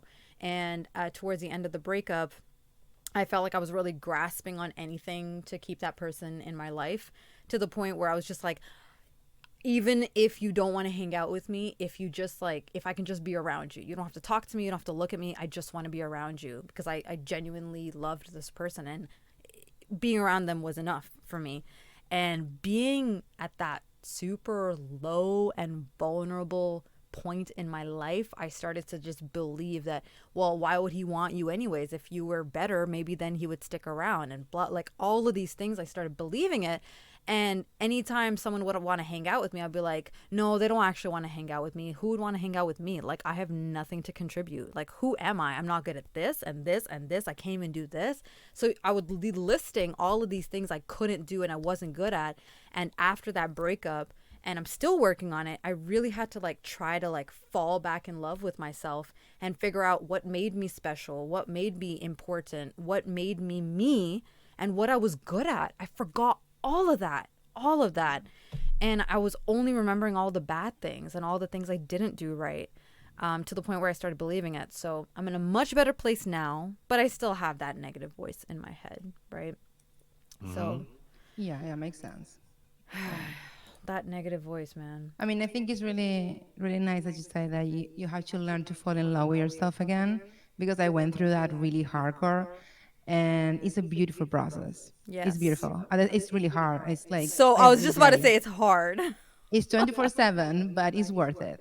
Yeah, It's it worth it. really is. It really is. It really is. And for anyone out there who's kind of like going through the same thing and trying to reconnect with themselves and who they were before this whole tragedy happened to them, or this bad chapter or like tough chapter of theirs hit, um, give yourself time. There are going to be so many people who, like, when I was going through my process, there were so many people who were like urging me to just jump into another relationship and like, oh, the best way to get over someone is to get under someone. And it's just like, you're not understanding No. how broken I am and how much I'm hurting. I'm like literally beaten and broken and bruised, and you're giving me this temporary fix you're trying to throw at me, and it doesn't work. It wasn't working. It's not, I wasn't something I wanted to even try. And I kind of just was patient with myself. I let myself feel the days where I wasn't okay. I let myself ride out the happy times. And it's a hard process, but like, do your thing, experience things, try new things, try different interests. And I hope that you are successful in your journey. Also It's about tough. talking to yourself really kind and being like, Yes. I feel like shit today, but you know what? I'm just gonna feel like shit. Yeah. Sometimes not a good day, Yes. but if you just keep talking to yourself a really kind way, you get through. You get through Yes. it. That was I think the only good advice I got during my whole breakup situation is be kind to Yeah. yourself. And no one had ever said that to me in 29 years. I think it was 28 when the breakup happened. I No one had said that to me in 28 Yeah. years. It's always be kind to others, be kind to others, and they forget to mention be kind to yourself. Yeah, being in a good relationship with yourself is the first Yes. thing. It's Then so the rest. important. It's Yeah. so important, man. Seriously. Yeah. It really is. Letitia. Yeah, the walk it off mentality. Nope, it don't work. And well, listen, that's the thing. You need to know who you're dealing with, right? There's some people who vibe off of tough love. They grow from that. That's just how they work. Me, if you truly know me, I need empathy, compassion, kindness, patience, love. That's what I need. So, in my times of hardships, if you're not giving me that, then it's better if you just kind of like don't stay around me, because like you're not going to help, right? So we kind of touched on this a little earlier in the day, but what are some quotes or mantras that you live by? Or what are some lines from movies or books that have changed your life? So, Gloop, do you want to start us off? Uh, I think Rain uh touched on something. Or he said, Rain said something about uh being the product of everybody else's creativity or something to that variable degree. Uh, there's a Chuck. Uh, I still don't know how to pronounce his last name. I always call it Chuck Palahniuk or Palahniuk. Polonic. Palahniuk. Yeah. Yeah. Thank you.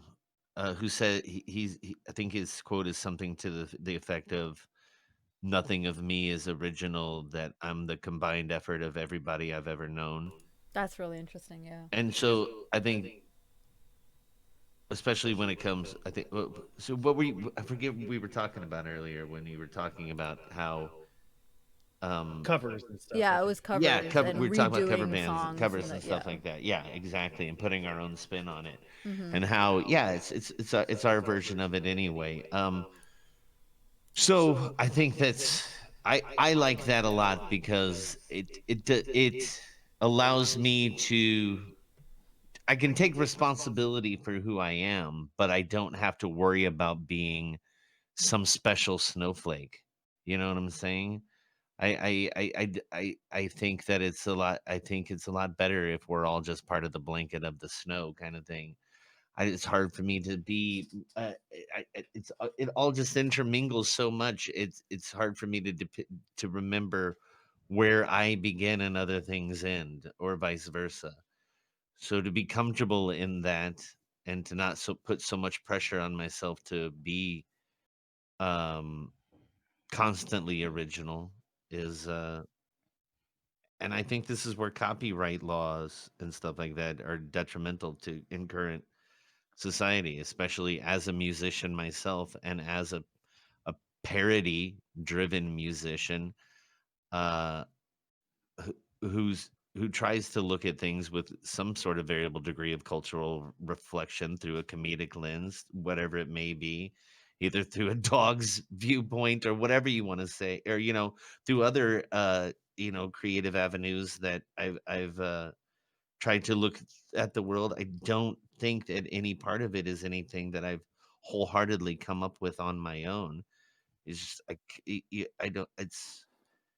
I can always trace things back to something that affected me. Yeah. So I don't know. I can always find. I can if you stare at something long enough, you can see where it entered your world, and so I don't know. And that's why I think that it's important to protect the rights of artists, but I don't think that's what our current copyright laws do. So I think that in the realm of parody, stealing things is one thing, but using things and twisting them is and having the freedom to be able to do that, I also think is equally important.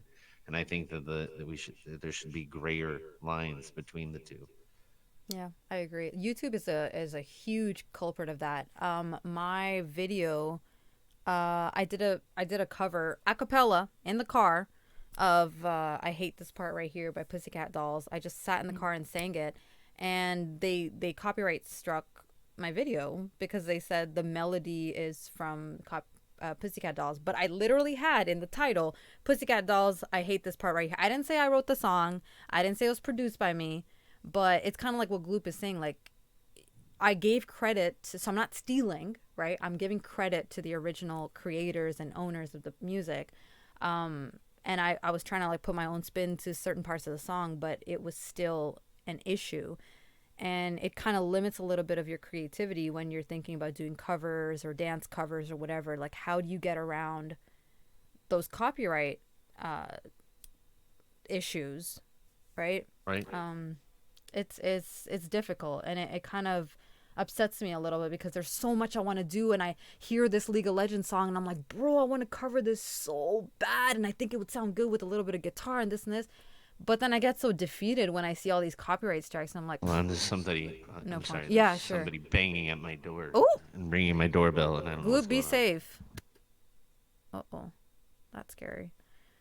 Yeah, I don't know how to get around those, and I think another good example of that is when you hear certain melodies, you're like, hey, wait a minute, those notes sound very familiar. And then you realize they're like sampled or not even sampled. Sometimes certain songs just use the same chords or same melody at certain points in their song. So we do derive our inspiration for our creativity from different sources. And whether it's unconscious or it's conscious, it does happen. I think I saw a video the other day on YouTube where it was like, I wrote a song and I found out that it's actually a song that's already written. Because like, how many times have you listened to a song and it's like in the back of your head somewhere and you're in the shower and you're like, oh, this melody be banging. And then you're like, wait a minute, this is freaking a Taylor Swift song or something. You know, like you just, I didn't write this. Yeah, true. Yeah. How about you, Flower? You had I your always Will say the Smith same line. quote. It's not from a movie or from a book, but Will Smith said, "On the other side of your maximum fear are all the best things in life." And I sabotage myself quite a lot. I'm borderline, and I have the thing that you go to there, to there, to there, to there, to there. Like, I want this, but I'm gonna sabotage myself. So I struggled quite a lot with that for a long time, and from going live and to start a new activity, everything for me is really scary sometimes. And that quote helped me a lot to go through that, to be like, this is scary as fuck. You know it. But the other side is gonna be exactly what you want. And that is like something that's stick with me like forever since I heard it. And you said you had an Inside Out one as well. Do you want to describe that scene that you were talking about? Yeah, when we were talking about talking to yourself and reinforce positivity, There's a scene from Inside Out Yeah, I'll post the that link there's a here. little girl that the family move and they're sad and all those things, and she decided to run away. And when she was on the bus, sh- um, in this case she started remembering all the memories with her parents Mm-hmm. and good things in life. And that could be like talking to yourself in this case that we were talking about words. And it came from sadness, from the deepest of her heart, from bad things, for sad things, from sad things. And she realized, and she came back to her house with her parents, like broken, completely broken. And that scene got stuck with me since I watched the movie, because it's so true that sometimes you need to like dig into the words, dig into the sadness, and talk to yourself a little and go back to the starting point and change it. And good things can happen from that. That's kind of the saying of the quote. Mm-hmm. It's just face it. You're scared as fuck. We know it. Just go and face it. It's gonna be fine. I hope. Yeah. I mean, that's the weird thing. Usually when you do face it, you're like, this is actually not that scary. Exactly. It's not that bad. It's It's just not that actually bad. really nice. Yeah. So, yeah, Yeah, that's definitely really interesting. Thank you for sharing that. of course. I have one. It's a scene from a movie called He's Just Not That Into You. I don't know if you guys have seen that, but it was marketed and trailered as a romantic comedy. But let me tell you, this movie is not a romantic comedy, okay? Um, it was actually, I feel like more, it didn't deserve the credit that it should have gotten. That's genuinely how I feel, because the movie was more about lessons of love, and it was more of like a lesson type movie, but I don't think it got that kind of credit, which is quite unfortunate. So let me show you guys the clip. So He's Just Not That Into You. In this clip you will learn what an exception is and what is a rule. Remember when I went out with that notary public and he cheated on me? And then Anastasia from upstairs told me the story about how her boyfriend cheated on her at the beginning, but then he totally changed and now they're married and crazy in love? I thought that guy was a process server. No, notary. Anyway, my point is, Anastasia's the exception, not the rule. And we have to stop listening to these stories, because the rule is that most guys who cheat on you up front don't really care about you very much. Okay. Okay, so, Exhibit A, Chad, the drummer who lived in a storage space. He only used me for rides, and yet I continued to stalk him for most of 1998. And then, there was Don, who broke up with me every Friday so that he could have his weekends free, and I was so delusional about that relationship, I used to refer to him as my husband to random people like my dental hygienist.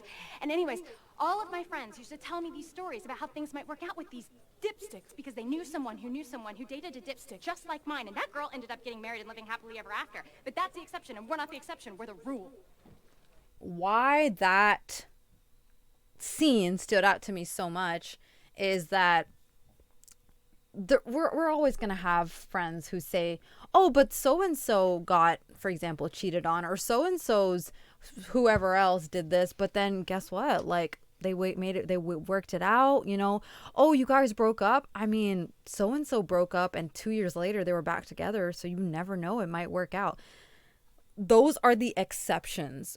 The norm is the rule, and the rule is normally people who cheat on you would probably cheat again, or the people who treat you poorly don't really care about you. Those are the rules, not the exceptions. And when I heard or like watched the scene, I started kind of looking at my life in that same way, like, oh, I got lucky, like that's an exception type of situation. That's not the norm, or that is the norm. That's the rule, and that's an exception. And it really helped me with dealing with people, and especially human interactions, because I was more conscious, I guess, of people's treatment of me and their interactions with each other and things that happened in my life. And when something good did happen, or something that was technically not supposed to happen but did happen to me, I was more grateful about it, because I'm like, oh, that's the exception, that is not the rule. Like this is not normal, it's not supposed to happen. So I think that's one that definitely stuck with me. And another one, I would highly recommend anyone who is on a self-improvement journey to pick up this book. It's called Can't Hurt Me. It's by David Goggins. And after every chapter, he gives you a challenge. And the challenge is meant to challenge you, and it's meant to help you grow as an individual and improve yourself. And a couple of the things that he has said that has kind of really, really stuck with me is his experience with valuing people's opinions. He said that I was valuing everyone's opinion without considering the minds that generated them. And that really stuck with me because it's like so often we're just thinking about all of these thoughts that people have of us, but we rarely ever look at who are you though? Who are you? Like, are you a super perfect person? Are you like a prophet or something? You're flawed yourself. So sit your damn ass down, man. Like so many times, I find myself paying attention to like rubbish people, but especially after reading that quote, I've really tried to like knock down on myself. And one of the first times I was able to put that into practice and like test myself is when I saw this video online. So let's see if I can set it up properly and show you guys.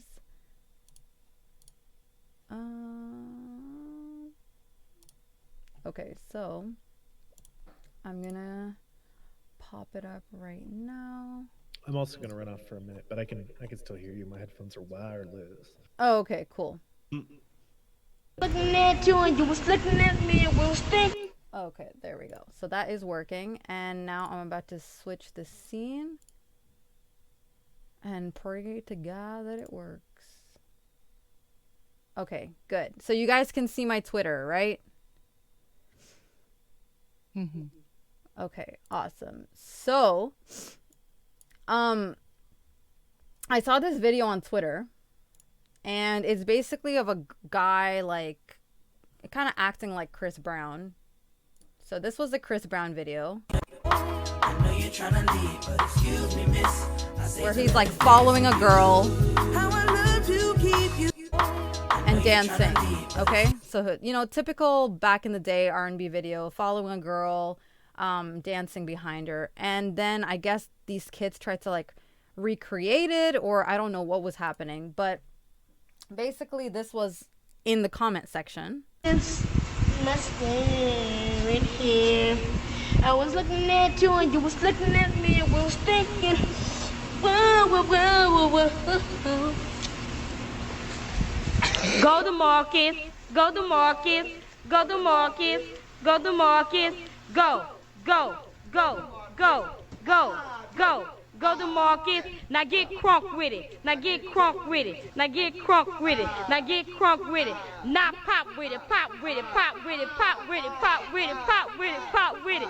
Go ahead, go ahead, go ahead. And then the kid basically just like walks away.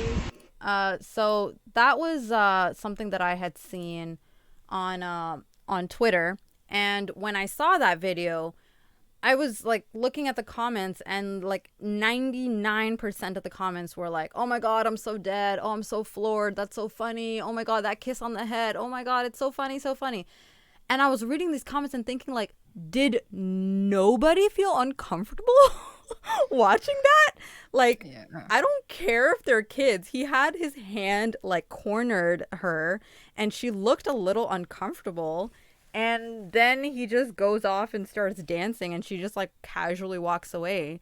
And oh, Rain, it was this video that I had just shown. So basically there was like this Chris Brown video. He's like following a girl, dancing, and then this was commented on this video. Right here. I was looking at you and you was looking at me and we was thinking, whoa, whoa, whoa, whoa, whoa. Go to market, go to market, go to market. And then he kind of just like breaks it down and dances. Now get crunk with it. And then she just kind of like casually walks away. Go ahead, go ahead, go ahead. So when I was looking at this video and looking at the comments below, right, Rain's face says it all. When I was looking at the comments below, if you guys, I can actually send you the link and you can see the comments for yourself. Like, they're all basically comical, and I think I was the only one who typed and said, did nobody else feel uncomfortable watching this? It was a genuine question, because I was like, am I the only one feeling this way? Like, is this what it means to be an adult? Like, am I not getting the fun in this? Like, am I not understanding it? And then, guys, I started being called and DM'd all kinds of things. That I'm a pedophile, that I'm perverted, that someone quote tweeted my tweet and said something like, there's always going to be people like looking at black people like this. They made it a race thing. Like, they just ripped into me. And I got a DM from someone too. Hold on, let me see. The DM said something like, how do you find, oh, this one.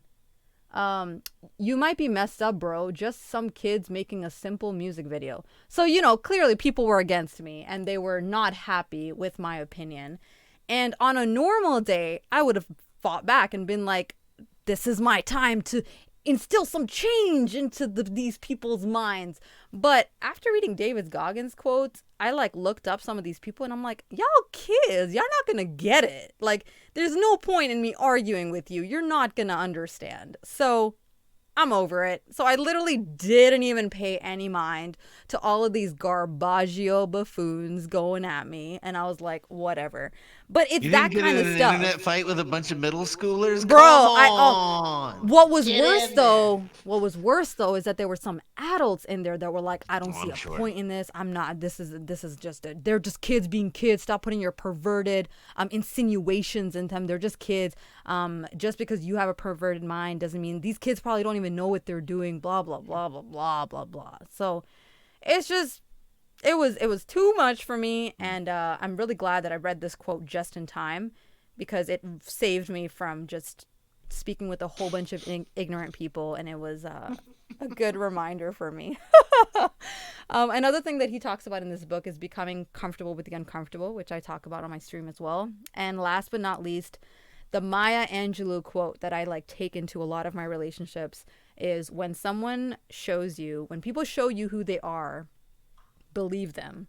Believe them. Yeah. Too often we make excuses for people. Too often we overly give them the benefit of the doubt. We work in extremes, and it works against us. So if someone starts to treat you like crap, believe them. That's the kind of person that they are. They're not just having an off day. So back when I was on Tinder and all that sort of stuff, that quote actually resounds with me as well. And people would be like, I'm crazy, or all of these sort of things that you're supposed to be like, oh, ha ha ha ha ha, yeah, you're crazy. You're like, no, if you tell me you're crazy, then I'm going to believe you, and I'm not interested in that, right? Like, if somebody says that they're bad, they're awful, they're going to treat you like shit, they're probably right. If that's the way that they want to be identified, if that's what they want to have this image of themselves as, that they're probably going to do their best to live up to it. And I mean, I think, there's the sort of self-deprecating types who are like, oh, I'm really not all that much, or da da da da da. But believe that too. They really believe that about themselves, even if it's not true. Just like we can find ourselves believing those things about ourselves. And take people for who they tell you they are, because chances are pretty good. And no one, in the history of ever, has gotten into a relationship with someone and seen a problem with them and actually convinced them to make meaningful change, right? The person might choose to make meaningful change for themselves, but all of the positive changes I've made in my life ever are because I wanted them. I needed to make that change. I was self-motivated, right? And I see, and I've seen with my friends where they're like, I could just get through to them and show them, and it's like, I don't know, man. I don't. But if they don't want it, right? If they don't want to, Yeah, nothing's gonna happen. happen. You got to see them for who they are and make that decision about like, because I mean everybody has flaws, right? Like every relationship, there's going to be things about the other person who or that drive you crazy and piss you off, and you have to do that sort of like cost risk analysis, right? Yeah. Like, is their shit uh, okay? Like, am I okay with the bad compared to the good? Okay, And if okay. you Well, can't, something came up in my stream and in DMs to me in the last 2 days that I would love to throw to this panel of people right now. That's right on yeah, topic with this. That takes it to the extreme, I think. And I would love to get your advice on this. What if you have a viewer, because we're all streamers, who is threatening suicide and not to the point that they don't want to get help? All they're interested in is how to go from attempting to completion, according to their inference. How seriously do you take this, or how much do you read through it as a cry for help and try to do what you can to help this person? can As I little chime in? as you may know about them. Yeah. As a Yeah. mental health professional, if you're not a mental health professional, Yeah. um, you know, there's I think you have to be extremely careful about how you handle that, because you're an entertainer. We're entertainers, right? We're content creators, and if you're a lay person, you absolutely should always take cries for help seriously. You should always take suicidal thought or ideation or anything like that seriously. Um, but it's not your role or responsibility to act as someone's therapist or to intervene with them or something like that, right? And 100%. I think as content creators and as people engaged in a parasocial relationship with others, we have to establish boundaries. As awful as that might kind of sound, right? We're not qualified to Yeah. intervene with that person. All we can do is say, look, I'm sorry that you're going through this. I really encourage you to seek professional help. Here, maybe you do a little bit of legwork and say, here's where in your country or in your state you Yeah. can get that help. Right. And then honestly, like, uh, I personally would probably sever that communication, because So you would there's ban a them? million. I would say, look, this is not, even as a mental health professional, I would say this is not who I am on stream. This is not my responsibility. Like, you have to take care of yourself. Mm. And because you can't carry that around with you. I would say, look, I hope you get the help that you need, but I really don't feel comfortable. I'm not your therapist. I can't coach you through this. Please go and seek the help of a professional. I don't know if I would Right. ban them, but if it kept coming up, absolutely, right? Mhm. Because the stream space is not even like my daddy Can is a licensed therapist. He's a great streamer, and he talks about mental health stuff, but he's not your therapist. And if somebody Mm. comes Right. in and says, "Hey, help me through this," he says, "No, but I can get you in touch with people who can help you through this," right? And Right. that's they're not your client. They're not you know it's not your role, and it creates so many more complications and liabilities on top of it. And I know it sounds callous to be like, I wash my Hands hands of off. this, but Yeah. it's not your job.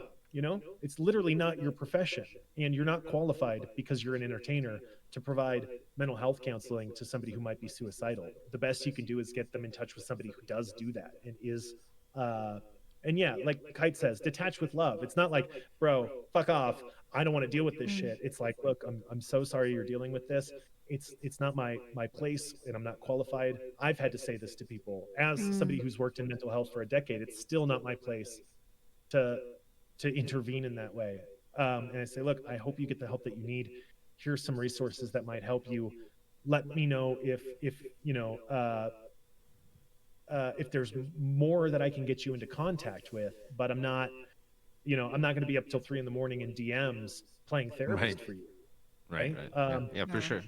And if you bring it into my stream where I'm trying to talk about politics, or I'm trying to do Twitch sings, and you're talking about these things, that's not an appropriate place for it, right? You wouldn't go into your dentist's office and be like, hey, while you're back there on the molars, can I talk to you about the suicidal thoughts I've been having? They'd be like, no, no, like, Mm-hmm. Yeah, for so sure. you wouldn't do that to your dentist. You wouldn't do that to the cash register at Safeway. Why would you go into a stream and do it? I think the Yeah. problem also is these days, with, especially with COVID, with a lot of people being home, there. I think I was reading a study where they said domestic violence rates have gone up with people being in quarantine, and I'm sure suicide rates, sorry, excuse me, have gone up as well. I don't know the numbers on that, but I'm assuming. Sure. And Twitch, or like an online platform, is an easy way for people to access other people, and if they find something nurturing about your personality, they might come to you with their issues, and Mm-hmm. sometimes you feel compelled to try to help them because you want to help them and you want to like talk them off the ledge. But I think my fear with that is always like, what if I say the wrong thing? Because like I don't know how to deal with people in those situations all the time, right? Or like ever, because I'm not a licensed therapist. So what if I actually say something that pushes them over the edge? Like I would be afraid of that. So yeah, I agree with Rain. I like that idea of putting them in touch with like, hey, in your city, these are some of the free services that you can have if budget is an issue or money is an issue, or try this helpline or X, Y, and Z. But I know how you feel, and I know it can be tricky being in a situation where they've kind of already made up their mind. They're not asking for help. They're like asking for like the success of ending their life. They've already thought this through. They just want it to happen. And then, as bad as this sounds, there's also those people who just want attention, and they might not actually be suicidal, but they just want to be the topic of the stream, because then the streamers directed all their energy and attention towards you. And I know that sounds so terrible to say, but there are people who are seeking attention out there, and suicide is a great way to seek someone's attention or manipulate people. Be like, if you don't get back with me, I'm going to kill myself. I've heard people use that in breakups. If you don't stay with me, I'm going to kill myself. People do that Sure. all the time. Yep. So what did you end up I doing, think- Gloop? Or like, what did you feel like doing? I did exactly that. I'm not in the position to. I had just finished a stream for suicide. It was Saturday. I finished a stream for Yeah. suicide awareness of voices in education, and it was very successful. We had a great time, and raised money for a good cause. But after the stream was over, somebody wanted to talk to me about how their struggles they were having, and I said, well, as much as I appreciate the fact that you've come to me with this, I'm not at all, not necessarily the right person to talk to about this. In fact, as you heard in my stream, I've had my own battles Yeah. with suicide and suicidal thoughts. So here's what I did that worked for me, and I can give you those same resources. And if you're a little gun shy, I'd even be willing to get on a three-way call with you to hand you off to somebody, then hang up, so I'm not involved in, it's not, I didn't say so I'm not involved. So like, so it's then a private thing between you and them. But for me to be that, for you to put me in the position to be that person, I think is incorrect and unfair, and it's not going to work out good for you, because I'm not trained to do this. So long story short, here's this the other. And they were pretty adamant about that. Oh, I've tried all these free things. All they want to do is, compartmentalize me and all this kind of stuff. And I don't have any money, and I get it. And I'm like, I Okay, get so it. they were legit. Like they were I legit. get with where it. you're Yeah, at. okay. I was like, where are you at? I don't have a job. I was like, well, here's a website that has a whole bunch of jobs that are just even willing to pay. They're looking for help. Lots of people need help right now. Well, I just don't even want to get out of the house. And I was like, well, if you don't want help, there's really nothing I can do to help you. But if you want help, please contact me again. But after beyond this, I'm not comfortable with where this conversation is going from this point forward. Uh, but if you want help, I'm your guy. Let me know. I'll get you in the right hands. But if you don't, then I can't have this conversation with you. Yeah. Sure. When I train people at work, and it's obviously a different context or whatever. the whole cry for help, attention seeking thing, I think has people have lost the actual meaning of those words, right? And it's become this stigmatized thing. But like a cry for help is somebody saying, "Please, for the love of God, help me," right? Yeah. And a lot of times when I've had kids at work who are expressing things like this and are crying out for help, um, it can be sort of prudent to shift the topic, right? Like somebody is looking for attention, they're looking for that connection, they're looking for somebody to make them feel valued or seen, right? That's a big piece of it. Is like nobody's going to give a shit if I'm dead.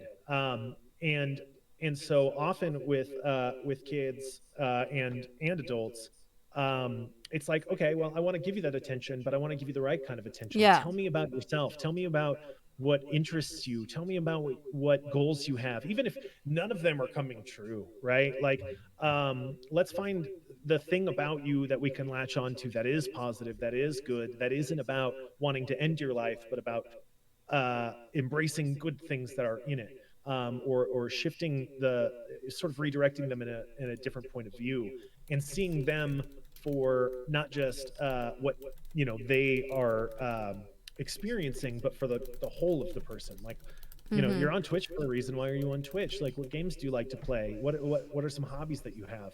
And getting them to sort of challenge their own negative expectations, right? Like, well, I'm not good at this, I'm not good at that, I'm not good at this, or whatever, and breaking them out of that mold, and saying, well, okay, what are you good at? And a lot of times people aren't told what they're good at, right? Nobody Mm. acknowledges that.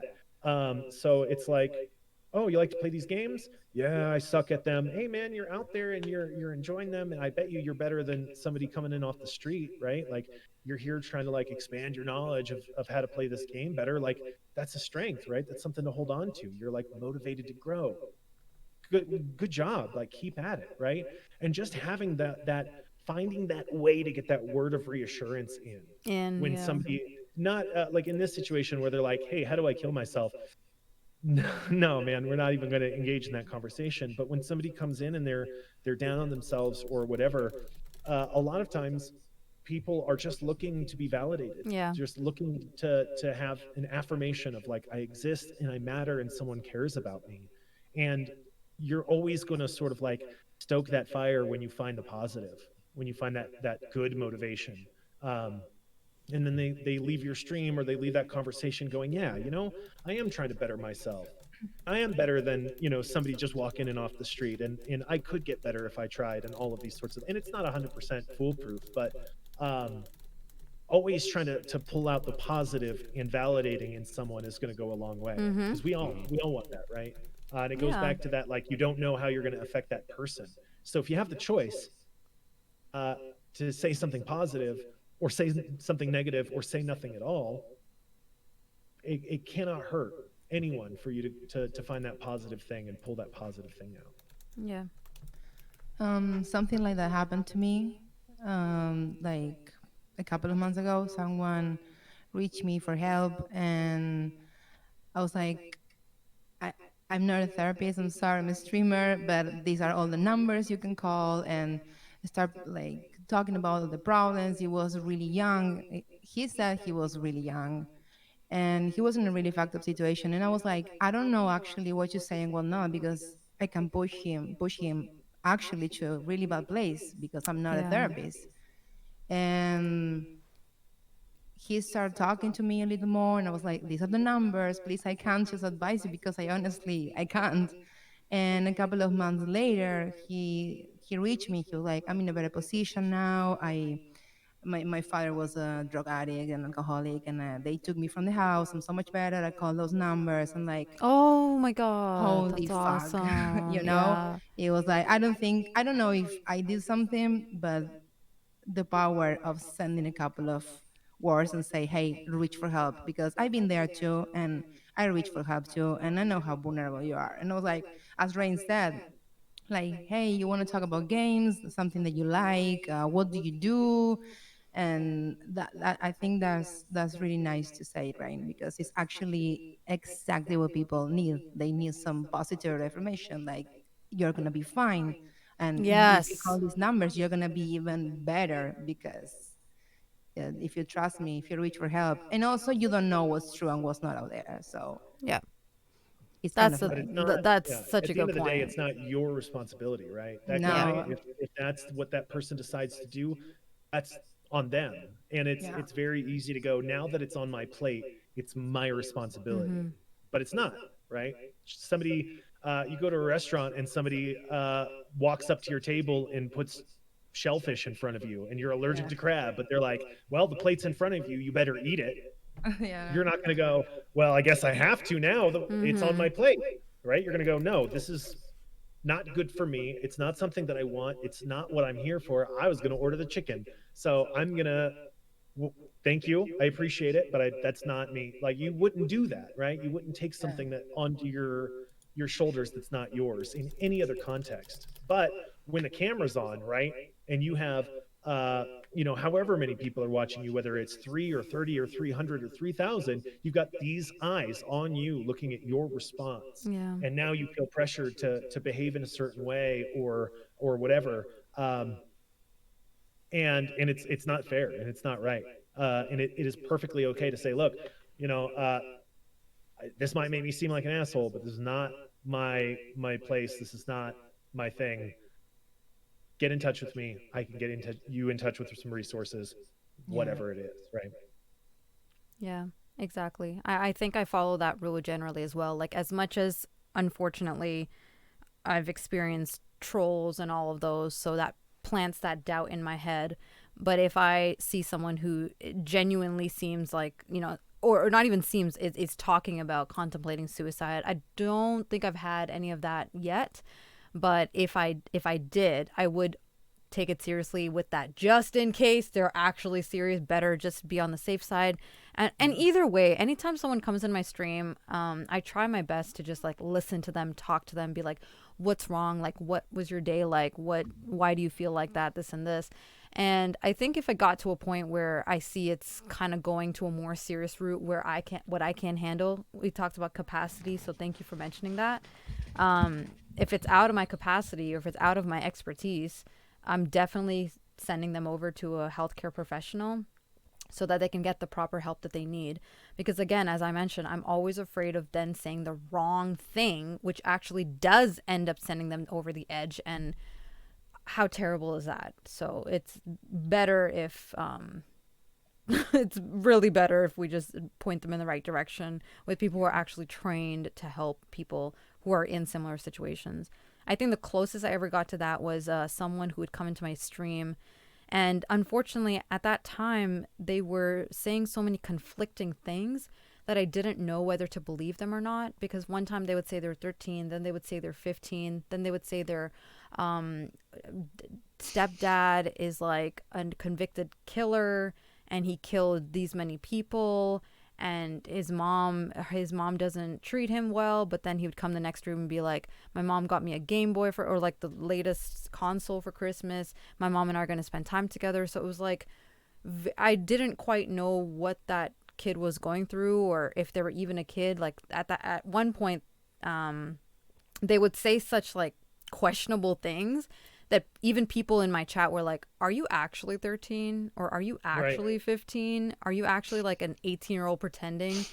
So it's situations like that get a little dicey, and you're like, how do I, like, either way, I think if they got to a point where they were talking about suicide, I would send them to help.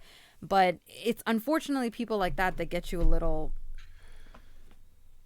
apprehensive sometimes. Yeah. You hear the moniker of complacency is guilt, you know. So you definitely, I don't want to turn away from somebody who seemingly might be stretching out their hands, but at what point is it Yeah. not that anymore? Yeah. What was it, something not that, I don't know, where nothing positive can be gleaned from it? And how do you decide when that point has reached? Yeah. I mean, that's A what friend your of mine- situation oh, sounds sorry. like, Gloop. I mean, it seemed like the way that you described it, it seemed like it doesn't matter what you really said. They kind of had their mind already Well, then set. the more I stayed with them and the more I challenged them to go to this chat room or to this, not call this number, they did and they tried it or whatever. Oh, And they'd come wow. back. But no, but then they'd come back and say, I got kicked out of that chat room. And I'm just like, I'm not even going to ask why. I'm not going Oh. to play into this. Like, Yeah. what? Yeah. So, I don't know. A buddy of mine, That's tricky. like I met him through a different stream, and he was very, very small, and now he averages like 2,000 people a stream. Like he's like a pretty big streamer now, 14,000 people in his Discord, and finally recently, like a couple months ago, he like turned off his DMs because he would get off stream. Okay, he's like a stock market streamer. He would get off stream at the end of the market day, and then literally for the next 3 or 4 hours be in his DMs. People who were asking him for advice, people who were venting to him about their mental health issues, people who were this, that, and the next thing, all this different stuff. And we would talk about it, and I was like, you can't sustain this. Like, you're getting bigger and bigger and bigger, and it's going to take more and more and more of your time. And he's like, my mental health is just shot, and I've got a pregnant wife, and she's angry with me because I'm never done. But I want to help these people, right? Like, I want to be somebody who can support them. And it's like, that's not your job, man. Yeah. And like, the bigger you get, and Gloop specifically for you, is you're like, you know, you're a partner now, and your stream is growing and all that sort of stuff. It's only going to get bigger, and the pressure is only going to be on you more and more. And so, you know, my friend waited a long time to really establish the boundary and say, nah, man, the way I help you is by giving you entertainment and talking about the stock market. And if you need help with substance abuse, there's people who do that. If you need help with your mental health stuff, there's people who do that. And it's not me. I'm the market guy. Well, he's the stock guy, but whatever. You're Gloop Dog, and you're a performer and a singer and an entertainer, and that's what your responsibility is to people every time you hit that button. You have to establish those boundaries, because people, Raven, you mentioned earlier, like with the pandemic and people being isolated and all that, right? They're turning to the internet more and more for that, for relationships. And for a lot of people, they don't recognize, there's been so much. You go to YouTube and just type parasocial relationship into YouTube and see all these YouTubers, all these streamers talking about how viewers misunderstand the relationship between the streamer and the viewer, because it is a one-way relationship, truly, right? I sit there and I watch your stream, and I'm connecting with you, the streamer, but you, the streamer, are connecting with your entire audience in a small way, and you're not. There's an imbalance in the relationship, and you have to establish that boundary. You have to keep your sanity. What did you and say to look, Google? That's not me. Your relationship to me exists insofar as you are a viewer of my stream, and I can provide you entertainment. So you show up and get entertainment, I show up and provide it, and that's where this goes. Was it parasexual? Parasocial. Parasocial, sorry. So You know what's on my mind, guys. Raven's got a joke on the mind. Love it. All right, parasocial relationship. That was awesome. Thank you guys for sharing that. Yeah. Thanks for all of your feedbacks on that. Like I said, Yeah, that was a great It question. had just come up, and it was very pertinent to what we were talking about. Yeah. Thank you. What do you guys think about when people tell you to have a thick skin? So, you know, there's times where you start to question whether you should be offended about something or not, because that's the natural response these days. You say something, or you're upset about something, like Rain was mentioning, the humor thing. You get offended about a joke, and people are just like, I was just joking. Like, you need to have a thicker skin. Like, I was just joking. Like, there's nothing to be offended about that. So where do you guys feel like the line is drawn where there is something that's actually offensive and you have a right to be offended by it, or other one is like you're being too sensitive and you're actually being too sensitive? It's tricky. I don't know. What do you guys think? I think the moment that something is important for you, someone want to shut you down, is the moment you have to draw the line and be like, no, I'm going to speak. Because something that a therapist told me was when you don't talk and you can make an impact on the other person, you just drown inside. And when you can talk and you can express yourself, is the moment you have to draw a line. Because if it's not important for you and they say like you have to have thick skin, like whatever. But if it's actually important, you have to have the right to speak. Mm, You know, it's important. So I kind of don't like when people say that because you're actually fighting for something, or you have a strong opinion about the topic, and it could be like even for a friend or family, someone you love. It could be. I've been there, and it's kind of horrible, honestly. so It you make you need to feel know yourself enough to know what you're willing to fight for and what you want to fight for. yeah, Bad exactly. advice. It's just bad advice. It's so I bad. think I think it depends on the context, right? If you're I think if it was like my dad, right? And he's like, "Look, there are going to be people in the world who are not going to hear you. They're not going to listen to what you have to say. You can't argue with them. They're going to insult you. they're just not going to like you. And so you have to have a thick skin to be able to like weather that criticism and stuff." Like that is true, right? Like Okay. those things are going to happen and you do have to have resiliency when you come up against adversity. When somebody is saying it defensively, it's a whole different story, right? Uh, and they are trying to invalidate you. I see chat using that word over and over again, and they're right. Validation or invalidate, right?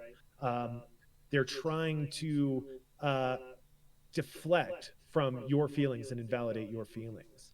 Um, and I think I mean, I hate when people tell me to have a thick skin. And at the Yeah. same time, I don't think it's necessarily A always bad bad thing. advice because it's that Mark Twain, I think, quote where it's like, never argue with an idiot. They'll bring Oh you yeah, down to yeah, their yeah, level yeah, and beat yeah. you with experience. Mhm. And so you have to be able to go, okay, this is a stupid person, and they're not going to hear me. They're choosing not to hear me, and I'm just going to walk away from this, and I'm going to let it wash off of me. And that can be really, really challenging. But at the same time, like you're saying, Flower Castle, if it's something that you can't back down from, right? It's the hill you're going to die on, then die on that hill, right? And don't just be like, I'm gonna have thick skin about this one and just ignore it and move on, because those people need publicly to be challenged. They need to hear that people around, right? You see this on the internet a lot, and where there's this argument happening, and I've had arguments with people where they're like, "Why are you arguing with this person? You're not going to change their mind." And I'm like, Mm. "It's not about that person. It's about everybody else who sees this conversation and sees somebody. You can stand up to this kind of behavior. You Mm. can call somebody out for this kind of behavior, and it's not the end of the world. And it's scary, but it can be done, and we should be doing it."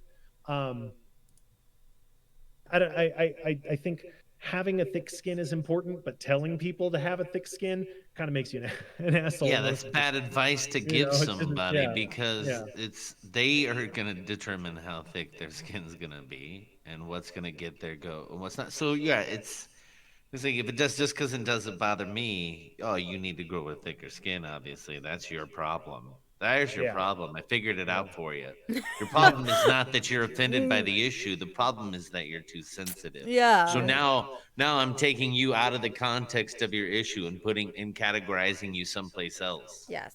Absolutely. I think Snowflake Blanket brings up a really good point, especially with men, because I think the thick skin thing is something that guys are used to hearing a lot, Yeah. and that turns into sort of subduing sensitive feelings and thoughts, right? Never show them, your cards is what sort of like the mantra is for Push a it lot of down. female.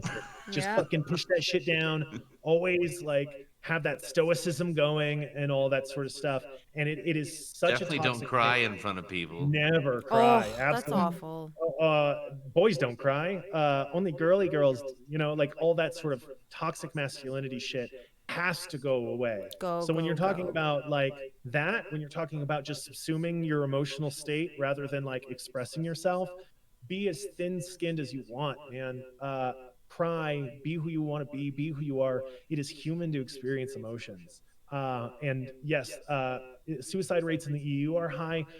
This is part of why military veterans have struggled so much with mental health, substance abuse, and suicide, is because the culture, especially with unpopular wars, the culture in the military is very much that.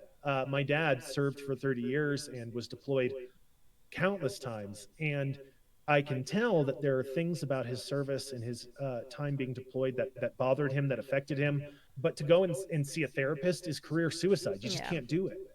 And so these people come back and they've been taught by their culture to suppress these feelings, to just toughen up and be thicker and all that sort of stuff.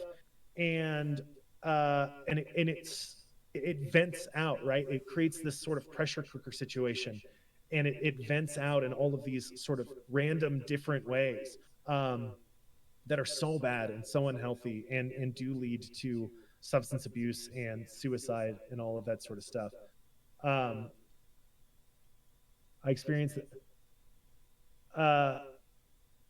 Star, I think, is typing under my name because I didn't write any of those words. Hi, I'll let you get the Star. chat. I'm reading my own name with somebody else's writing. It's so weird. Yeah, I was like, how is he talking and typing at the same time? That's I crazy. know. Or I mean, hi, Rain. Fuck, it's Rain 10. That son of a bitch. He's in my house. I hate that guy. I think you see that with cops as well. Like they're Less than constantly 10% of the man you are, that guy. they're constantly in situations where there's high stress situations. They're being, weapons are being pulled on them. They're pulling weapons on other people. They're having near death life experiences, but they are not getting the help that they need. And that leads them to become desensitized to violence. And then they use excessive force. And we've all seen where that goes. So it's the whole and I think it's worse, especially if you're a man, because that you're already taught to bottle everything up, push everything up, down. And what I find so strange, and I talk about this a lot on my stream, is men are told not to have feelings. They're not supposed to cry. They're supposed to be detached from their emotions. They're supposed to suppress how they feel. But then as they get older, they're expected to be these loving and nurturing husbands and filled with compassion and kindness and care and love, when that's not what they were exposed to or taught or encouraged to display those emotions. So there's that huge disconnect that really has got to change. That's why there's 9 seasons of forensics files that I'm getting into right now. Yeah, man, dude, You know I what I'm believe saying? you. I believe you. I believe you. I'm pretty sure that's that's a root of Some a lot of of it, people's, you know. issues. Yeah, 100%. I think one of the things that we didn't touch upon with the thicker skin is that it puts the onus on you to fix your problem, because you're the one who's too sensitive. Like, you're the one who, I think Gloop kind of touched on this, like, you're the one who has the problem. This is not the problem. Instead of focusing on, well, why was that said in the first place? That is not okay. That should have never been said. That should have never been done. It's like, why aren't you okay with that? Like, you're the problem. You need to fix the way that you think. I find this a lot when I am venting about things that happen to me in game lobbies. A lot of the female gamers, and I hate to use that. I never tag my social media with female gamer, because a gamer is a gamer, whether you're a boy, girl, trans, whatever. You're a gamer, right? But I'm trying to make a point right now. The people who identify as female and they game, as soon as people hear your voice, girl gamer, people automatically either will go.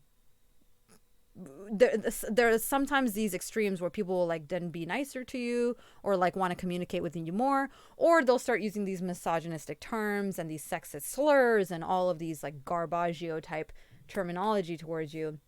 And when you start to get offended by it, more people are like, well, that's just how gamers talk. You should just be used to that. That's just how they talk. That's just how they are. It's just kids being kids. It's like you need to What have a were you thicker skin. wearing? Were you, yeah, like it's the Yeah. you must have been asking for it. How is this video my game. problem? Like, you guys Okay. need to be Yeah. focusing on shutting that down. Like, that's one thing that I was really interested in doing. I wanted to work with Riot Games, like their rewards department, and I like their honor system and all of that. But what I wanted to do is I actually wanted to take that a step further and like give special perks or special access to skins, for example, like limited edition skins to people who have like top tier attitude when they game, or like they have no complaints against them for shit talking or abuse or anything like that. Like, that culture needs to change in the gaming world. Like, that needs to change. But unfortunately, even at work, if I ever say like, oh yeah, I play games, oh yeah, I play this game, oh yeah, I do this, automatically it's like, whoa, they automatically think toxicity and negative attitudes and abusive words. And for a long time, that's what it was. And yes, some of the games still are, but how is that my problem? Like, that's something that needs to be fixed on y'all's end, right? Like, the world needs to fix that, not me. And I'm so tired of being told, like, just mute them or just do this. It's like, yes, I understand, but why? Like, that should be fixed. It's so frustrating. It's so frustrating. Yeah, for a long time when I play in public service and stuff, I didn't want them to find out I was a girl. Yes. Oh, And that was so fucked up. Then I was like, oh, fuck this shit. Like, no, what's wrong? But at the beginning, I got bullied so much that was like, okay, this is not fun anymore, you know? And that happened to you, sure. I'm sure. Like, to everyone, to every girl. yeah. If you're a doubt girl, about it. why, it's like you say, you're a gamer. You're not like a gamer girl or a boy gamer or whatever. It's just like Yeah, a I'm gamer. not a Twitch kitten. I'm not a girl gamer. I'm not an e-girl. I'm not a Just girl play. anything. I'm just a person who plays games and enjoys games. Like, it's really simple as that. It doesn't get more simple than that. Yeah, it's equal. Yeah. And I am a Twitch kitten. Oh, God damn it. are you now? Okay. Yeah. In my heart of hearts. That's fine. You do you, boo. Yeah. All right. I know we're cutting it close to time, so I'll end off with this last question that 𝗀𝗏 gave us the idea for. Do you think it's possible for people to exaggerate their opinions about hot topics or current affairs? We touched on this a little bit. And if so, what is the motive? So I actually want to take that a step further and talk about cancel culture. Because I think What those is two it? kind of relate. So it was your question, culture. 𝗀𝗏. It was Cancel the, culture? yeah, cancel culture. So What's cancel culture? yes, can someone educate me? Sure. So cancel culture is this idea that if somebody does something problematic, right, says, whatever, depending on who makes that determination, that they should be deplatformed, right? So somebody says something on Twitter that's controversial, they should be unfollowed, muted, blocked, all of this sort of stuff. We're going to cancel them. We're going to take them off of that platform. Because what? Sorry, say that again. What's good? Because they What's what? that? Because they said something controversial or unpopular or problematic, right? Okay. I've talked a lot about cancel culture, right? Think about J.K. Rowling. J.K. Rowling, did all the Harry Potter stuff and then continues to expand the Harry Potter world. And in doing so, and making a lot of comments about her own work, she's been exposed as being pretty transphobic and sort of I call them TERFs, right? Right. I think I remember. Trans, exceptional, radical feminists or something like that. And a lot of people are like, okay, J.K. Rowling's a real piece of shit. Like, time to cancel J.K. Rowling and unfollow her. And people threw away their books, all this sort of stuff. Trans exclusionary radical feminists is, yeah. And that can have a lot of problems because you can't cancel J.K. Rowling, right? She's a billionaire. She's written all of these huge pieces of work. You cannot remove her from the cultural conversation. So what winds up happening is, let's say J.K. Rowling makes a tweet, and you go in there and you say, okay, I actually kind of agree with J.K. Rowling. The internet can't cancel J.K. Rowling, but they can cancel you. So they blow up your mentions and they block you and they send you hateful DMs and all of this sort of stuff, trying to get you to delete your Twitter or get off of the platform. Interesting. And you see this on Twitch, you see this on YouTube. I used to joke, like I've been canceled like 3 or 4 times, and I'm still here, baby. Because like every time I would speak out against something that I saw on like Twitch Sings or in the Twitch community, there would be huge backlash, and whole communities of people would be like in my DMs or blowing up my thread, unfollowing me on Twitch, unsubbing, all of this sort of stuff, right? Trying to remove my platform for speech and criticism. And sometimes when it comes to somebody like J.K. Rowling, right, who is saying something that is hateful and harmful, the intention is to not give them a platform to say hateful and harmful things, but it can also be weaponized to stifle criticism, right? Somebody says something and it's critical of a beloved figure. And all of these people come out of the woodwork saying, you know, fuck you, you're gone, and all that. And you're like, look, I'm just saying what I saw.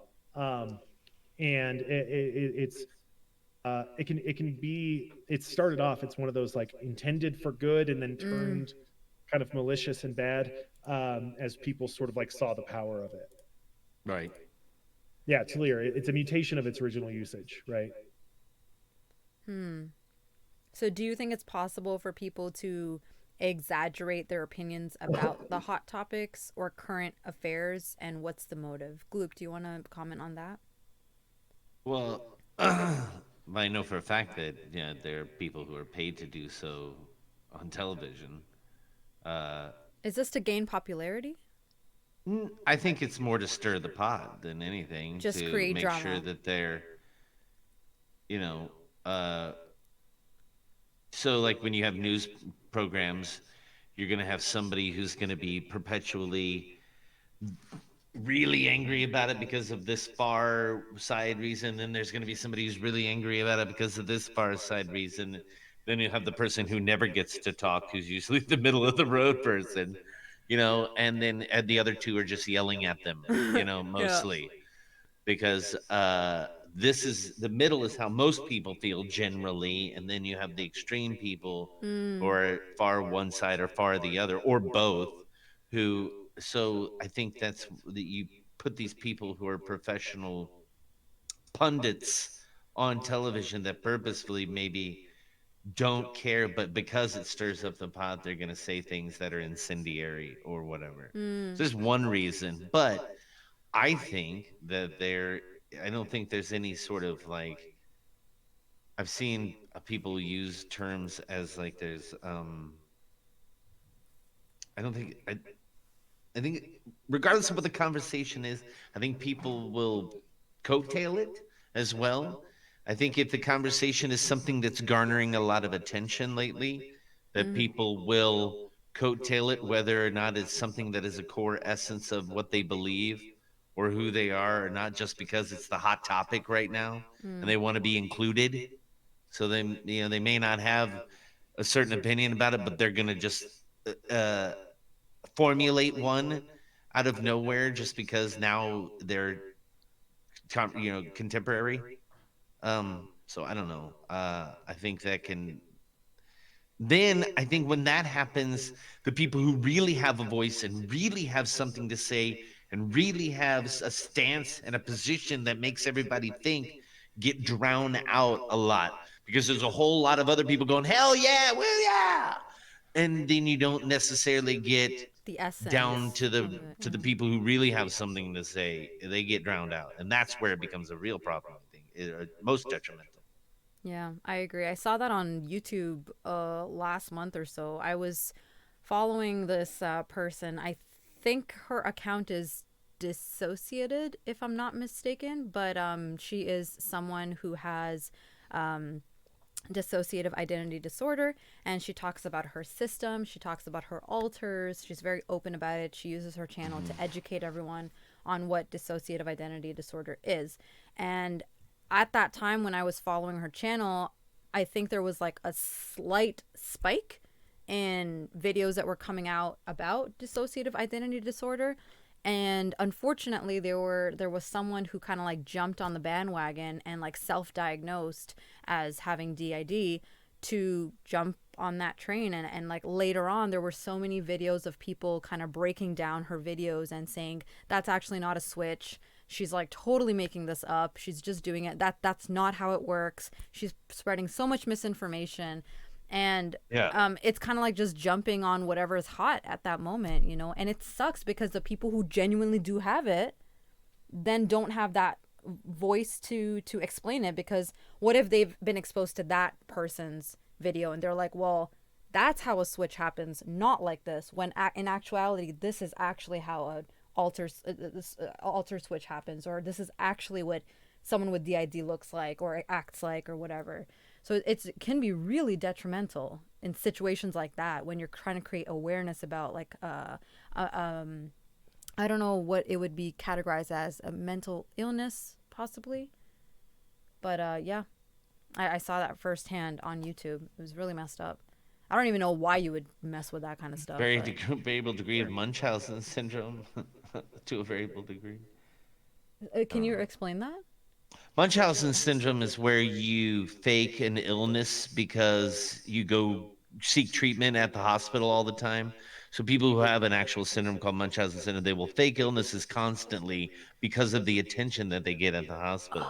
They're treated very well, and they're getting IV, and and they constantly create issues that necessarily aren't there because of the attention that they receive, not only from the hospital, but from everybody around them. Oh, you get better. Here, let me help you, kind of all that kind of stuff. So fabrication happens in order to receive the reciprocate attention and care. People who fake pregnancies, is that the same thing? Similar. Okay. Is there a different word for that, or would it categorize? There might be something that specifies it more towards the pregnancy, but there's also Munchausen's by proxy, where you will make, like, parents make their kids sick. This was in Sixth Sense. It was something, they make their kids sick because then now they get to tell everybody, oh, my poor kid, and she's got all this, and so that's not my issues. Now I'm making, and my child is sick because of all the attention I get from it and all that kind of stuff. That's so messed up there's stuff. Munchausen by proxy as well. And that's the far extreme. That's an actual disorder. But do you think that it seems like there has to be variable shades of gray in between that, where,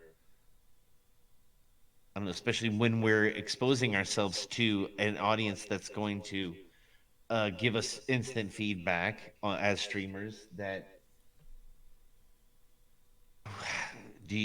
Have you, as streamers, ever got fired up about something just because you want to fire up your chat, even though maybe you really don't care, or gathering yourself a position, or over dramatize something, not for the sake of drama, bad drama, but just because it's going to fire up, because it's more compelling to watch.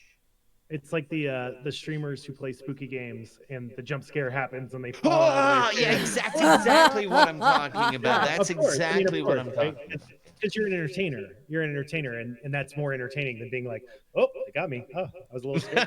Okay, anyway, you're putting on a show, and I don't think there's inherently anything wrong with that, right? Not that, but see how you can then extrapolate that. Yeah.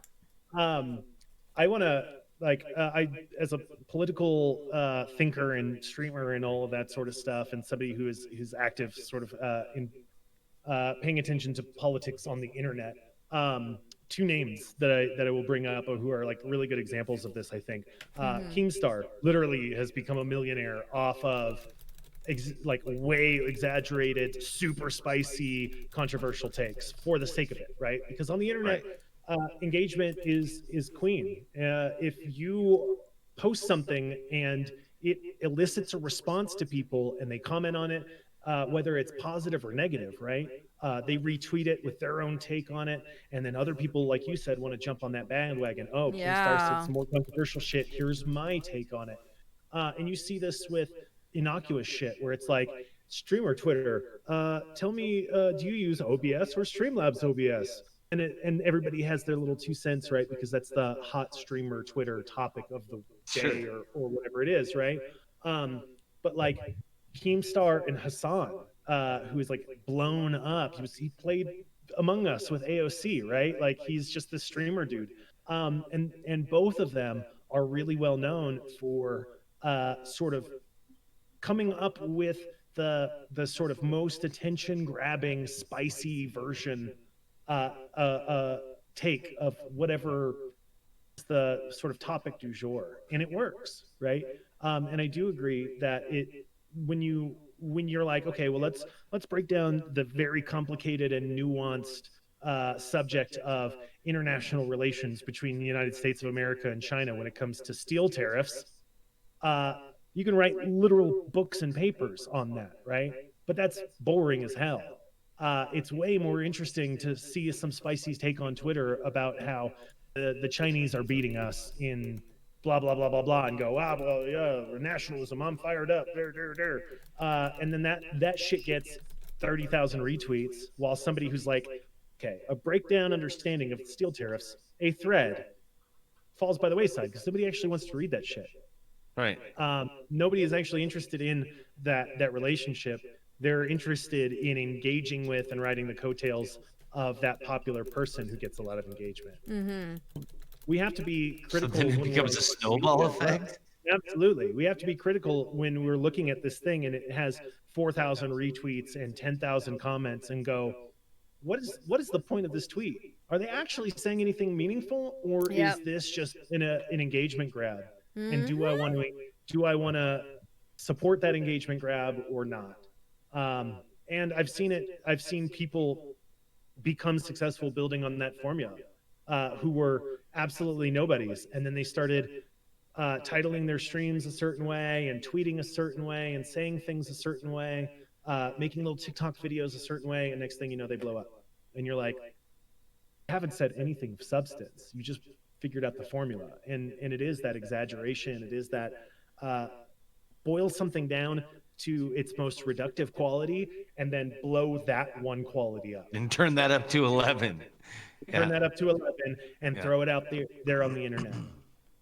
And hope that you get on live stream fails or whatever it is, and then that gets eyes on you and you get engagement, and now you're big. Hooray, I did it. I'm a successful streamer. I'm a successful YouTube personality or Twitter personality or whatever. Yeah, I see that on Twitter a lot. Like, sometimes I'll see tweets and I'll really question, like, what was the point of that tweet? I know it's to, like Gloop was saying, just to stir the pot a little bit, but yeah, it's funny that you guys mentioned what Rain just said. He said something about, like, you're kind of just doing, you didn't say attention grabbing, engagement grabbing. Yes. So there's something that's been circling my mind lately. It's about social media, so it's a little bit of a tangent, but I'm making a point. That might not have to necessarily do with the power of words, but I think it's important to say because it's been stuck in my head for the last little bit. But I made the decision to unfollow a whole bunch of people, like a year and a half ago or so, on Instagram, because what I was realizing is I was going on Instagram, I was scrolling through all these posts, as a lot of us do, and I was leaving my phone when I would be putting it down unhappy. It was genuinely affecting me and my mood and my drive to do things. And I realized that a lot of the people that I was following, or some of the people at least, they weren't providing me with anything meaningful. And a lot of their posts was for that engagement. It was for shock value. It was for, like, whoa, so much booty, or whoa, he's grabbing his dick. And it's like, that's just what you see a lot. Like, a lot of these people that we follow on Instagram, or that we see on Instagram, or that are advertised to us, are like model-esque people that have the perfect body, beautiful everything, perfect relationship, traveling all the time, and all this. And I never thought that I would be affected by these things, because I would always hear, like, don't fall into that trap of, like, believing everything you don't see on social media. But I was already in a very sad and dark place where I did not think very highly of myself. I forgot who I was.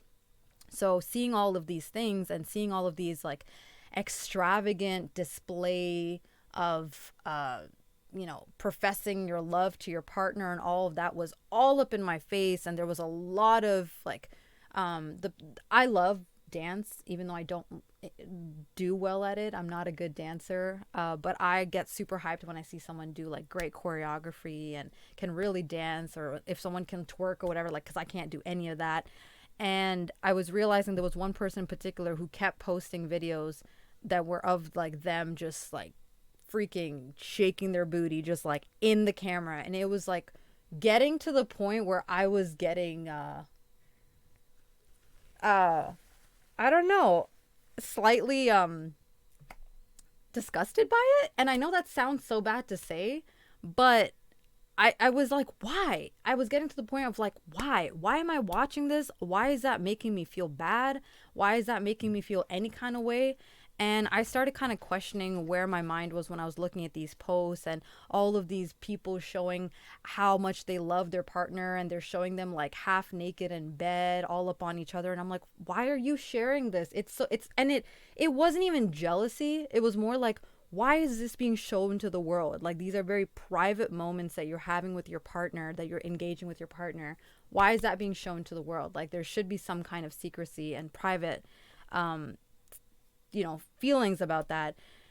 So instead of taking the route that a lot of people take of like shit talking these people and saying, oh, you're such a this, gendered slurs and all of these, I just dipped. I was just like, you know what? I'm like letting them live their life. I'm letting them do their thing, but I'm not going to be part of it. And I think it's better for my mental health to like dip out. And I did what was best for me. So I think that the content that we see on Twitter, on Instagram, all of that, we should be critical of it, because we do pick up things from that. It's not just the words, it's also the visual things that we're being shown and seen. So be critical of what you guys are seeing on your Instagram or your social media, guys. It really does play a part in your mood, your life, how you view yourself. And yeah, that's my 2 cents. That's a huge tangent. I'm sorry. But One I of the just felt sides like that it's I important. really don't like about people that try to exaggerate their opinions because they want to be part of something, or they just want to like make their point more valid, or like those things to prove a point. Because there's a lot of people on Twitter, I should say, that exaggerate a lot. One of the sides that I don't like about it is when they talk about something they want to be part, but they have no fucking idea what they are talking about. I've seen like a lot of like, I'm so depressed, I'm so bipolar, and I am bipolar, and I am depressed, and I know what I'm talking about. And there's a lot of people that say, because you're sad one day, you are depressed, for example. And they talk so lightly about those things that the real voices are getting shut down. And that's why I really hate some socials because of that, because they try to make your point not valid. And who are you, what you went through, what you have been through, like, you know what I mean? So that's one of the sides that I really hate about people exaggerating their opinions, because they Yeah. just want to be part of something. That's literally that, nothing else. Well, Or that's be like part of a hashtag. yeah. Well, that's like It's the just disorder thing I was just talking about. Like, she just wanted to, that person who self-diagnosed, she just wanted to be part of it and be like, oh, look, I right. have it too. And she did get attention from it. So it worked for her. But unfortunately, that's not the kind of attention that she should have gotten, because now people are going to be so misinformed on what DID actually is and what happens to it, and people who have it and all of these things. So mental health, mental illness, mental disorders, like any of that, mental health and mental illness, those are two things for sure that should not be messed with. I see that on Twitter so much, like, oh, send me memes and stuff, I'm feeling super depressed today, I can't get out of bed. But then you know them as a person, you've talked to them, and they're just saying that, but they're not actually like diagnosed with depression, or they went to the doctor and they weren't diagnosed with it for whatever reason, right? So yeah, it does get it's tricky, because sometimes you do categorize how you're feeling as like, when you're talking to your friend, like I've done this multiple times when I'm talking to my friend, and I'd be like, I was in such a dark place and I was so depressed. Was I clinically diagnosed as being depressed? No, but I felt like I was I felt like I was depressed at that time. But I try to be careful about that now, because I know that there's some people who are actually diagnosed with depression, and it's much more crippling than for people if it's like That fleeting. doesn't invalidate somebody's bout with it briefly, though. Yes. But I try to be I don't think careful with so. using it and saying like It's is it like saying I'm starving when I'm just hungry? Sure, sure. That's a good question. yeah, I mean, I think I'm starving. uh, That's a good when one. I've been depressed with major diagnosed with major anxiety and or general anxiety and major depression.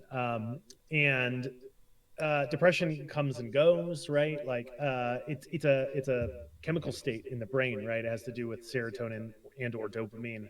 Um, and there's a difference, I think, between like having an episode of being sad, right? A bad thing happened and I'm down in the dumps versus my brain literally isn't making chemicals and I cannot feel good. There's no When justified reason why I should be feeling this Right. way. Yeah. It's just because my Oh, brain is okay. not producing enough dopamine and I'm incapable of feeling positive emotions. And but when it comes to that language, right? I think some people, you know, you get bad news and you say I'm really depressed about it, and that makes sense, right? Like you're down in the dumps about it. You are experiencing a depressive episode in your own way. I think that that is okay. I don't feel as somebody who suffers from depression that my diagnosis is being invalidated by somebody having a depressive Right. episode. It is when people say I have depression when they don't, Oh, right? gotcha. Yeah. When they really mean I'm just sad right now. And or they talk about their depression uh and it is something that is triggered right by the world, right? I'm back in my depressive cycle. Well, no, your partner application got denied, dude. Like it happens. It's not, hey, I just woke up one today and I have a completely flat effect and can't, like when you're in depressive episode, like um you know, you could get great news and be like, cool, I guess. You know, Oh, like okay. Yeah. that's how it works. And so with because depressive episodes or periods of sadness are so commonplace, it's a really kind of like that talking about gray areas. It's like a huge gray area, right? Because it is a common experience, but how we experience it isn't always common. Yeah. Um, and so I mean, as somebody like it's not. I don't think major depressive disorder is something that like is like Parkinson's or Alzheimer's or schizophrenia or something like that that needs a lot of defending and all of that sort of stuff. I just kind of go, oh, okay, you're having a rough day. I get that. We all have rough days. I don't feel invalidated by it. Okay, good, because I do have But I don't think moments where I'll don't say it I and I'll don't feel speak for bad. everybody with it, but I think it's kind of such a common experience that I wouldn't worry about being on social media and being like, oh, I feel so depressed. And it's identifiable. You know, when people talk in terms of their own sadness, they're talking in terms that someone who's suffers from like severe clinical depression can still relate to. You know, when you're talking about dissociative disorder, these are not things that somebody without it can relate to. You know what I'm saying? Okay. It's a little Yeah. different, Yeah. I think. Sympathy versus empathy. Yeah.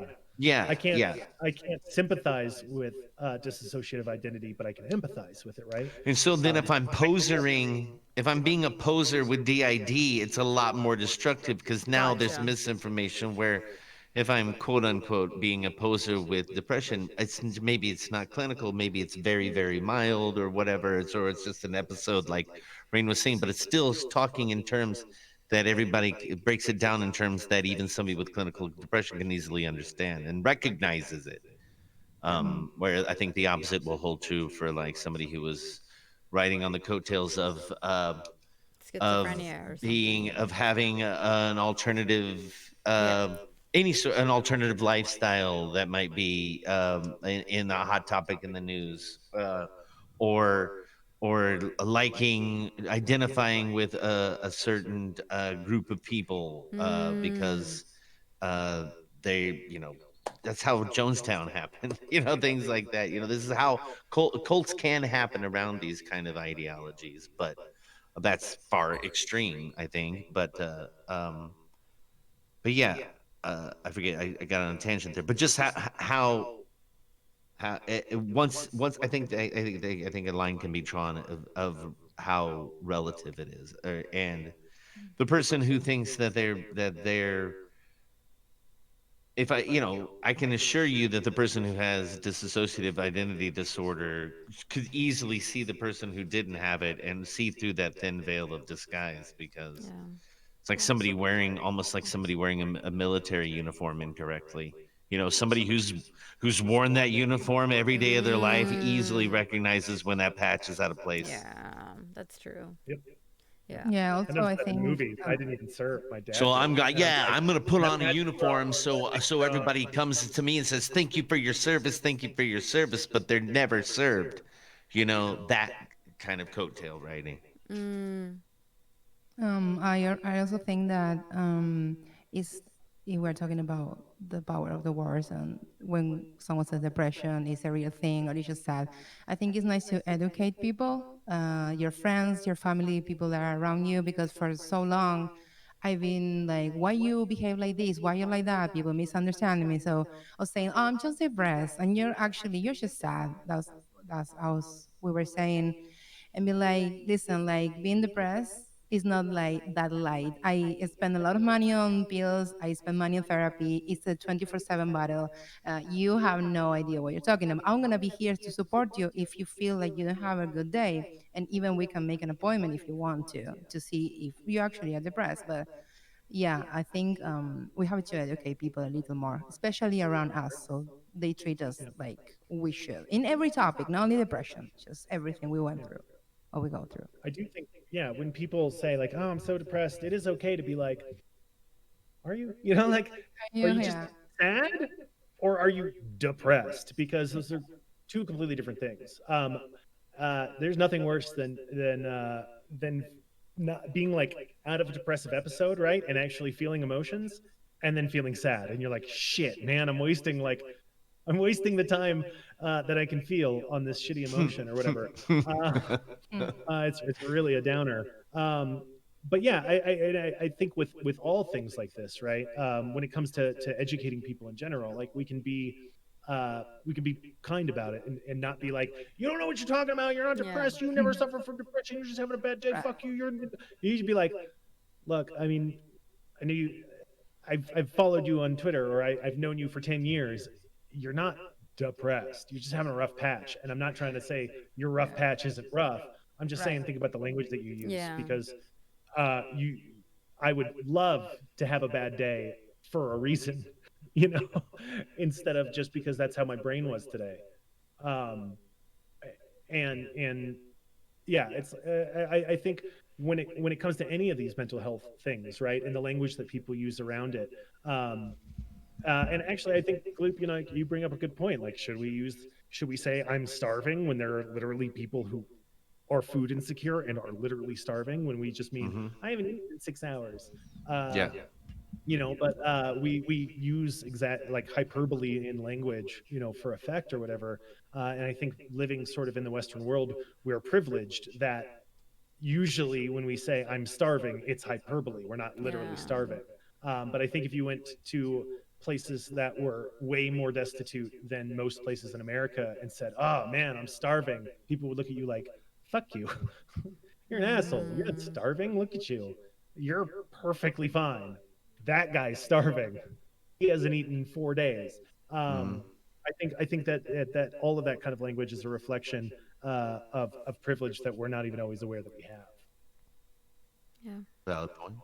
I also like that Rain mentioned that when you phrase it as "I have depression," when you actually don't, have not been diagnosed with depression, that I feel, well, Flower and Rain, does that come off as more offensive than someone saying I'm depressed? Because I feel like Absolutely. that's 100%. more, I think that's more of like, that sounds more problematic If to me you're than lying someone about that, says. then that's a web of deceit. That's Yeah. lying to manipulate. That's like, if True. you're misrepresenting that, then that means you're saying you've been clinically diagnosed with something that you haven't. Now Yeah. you're just an asshole. Yeah. And I mean, like, and it drives me crazy because, like, have you ever lost a job because you physically could not get out of bed? Like, why would you want to claim something that's so fucking destructive? And I think that's the thing that's most frustrating is like people assume that that there's something kind of romantic about it, right? It's like alcoholism with writers. Like, I went through this. Part of the reason I'm a fucking alcoholic is like there's this romanticizing of like of a certain lifestyle, of a certain thing, without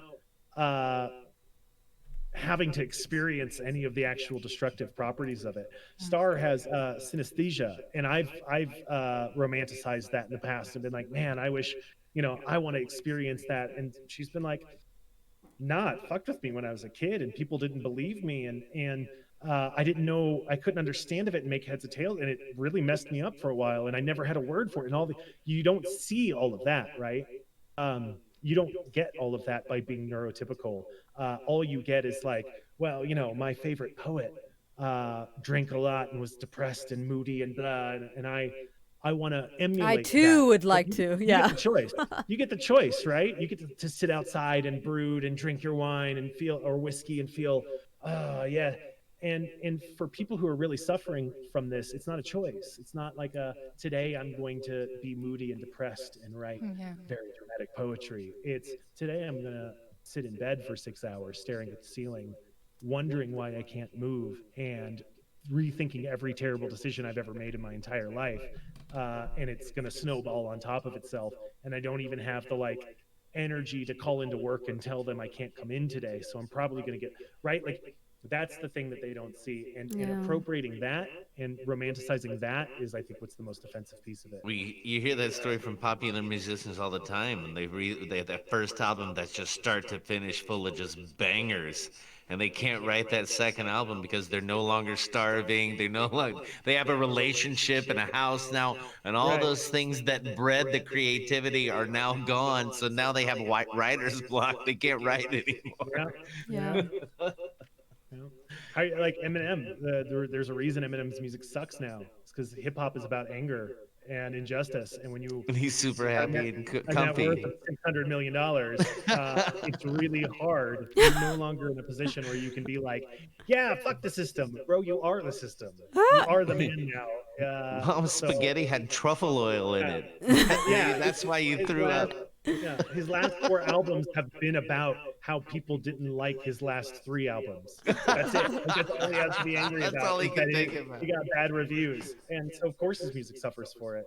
But people also think that you have to have that to make good music. The Beatles were the richest people on the fucking planet while they were producing some of the most influential, Some of the best music they could, yeah, they did. So you don't, I mean, since I got sober, all of my creative endeavors have gotten better. And I never would have thought that when I was in the depths of alcoholism, right? When I was really wallowing in all of that shit.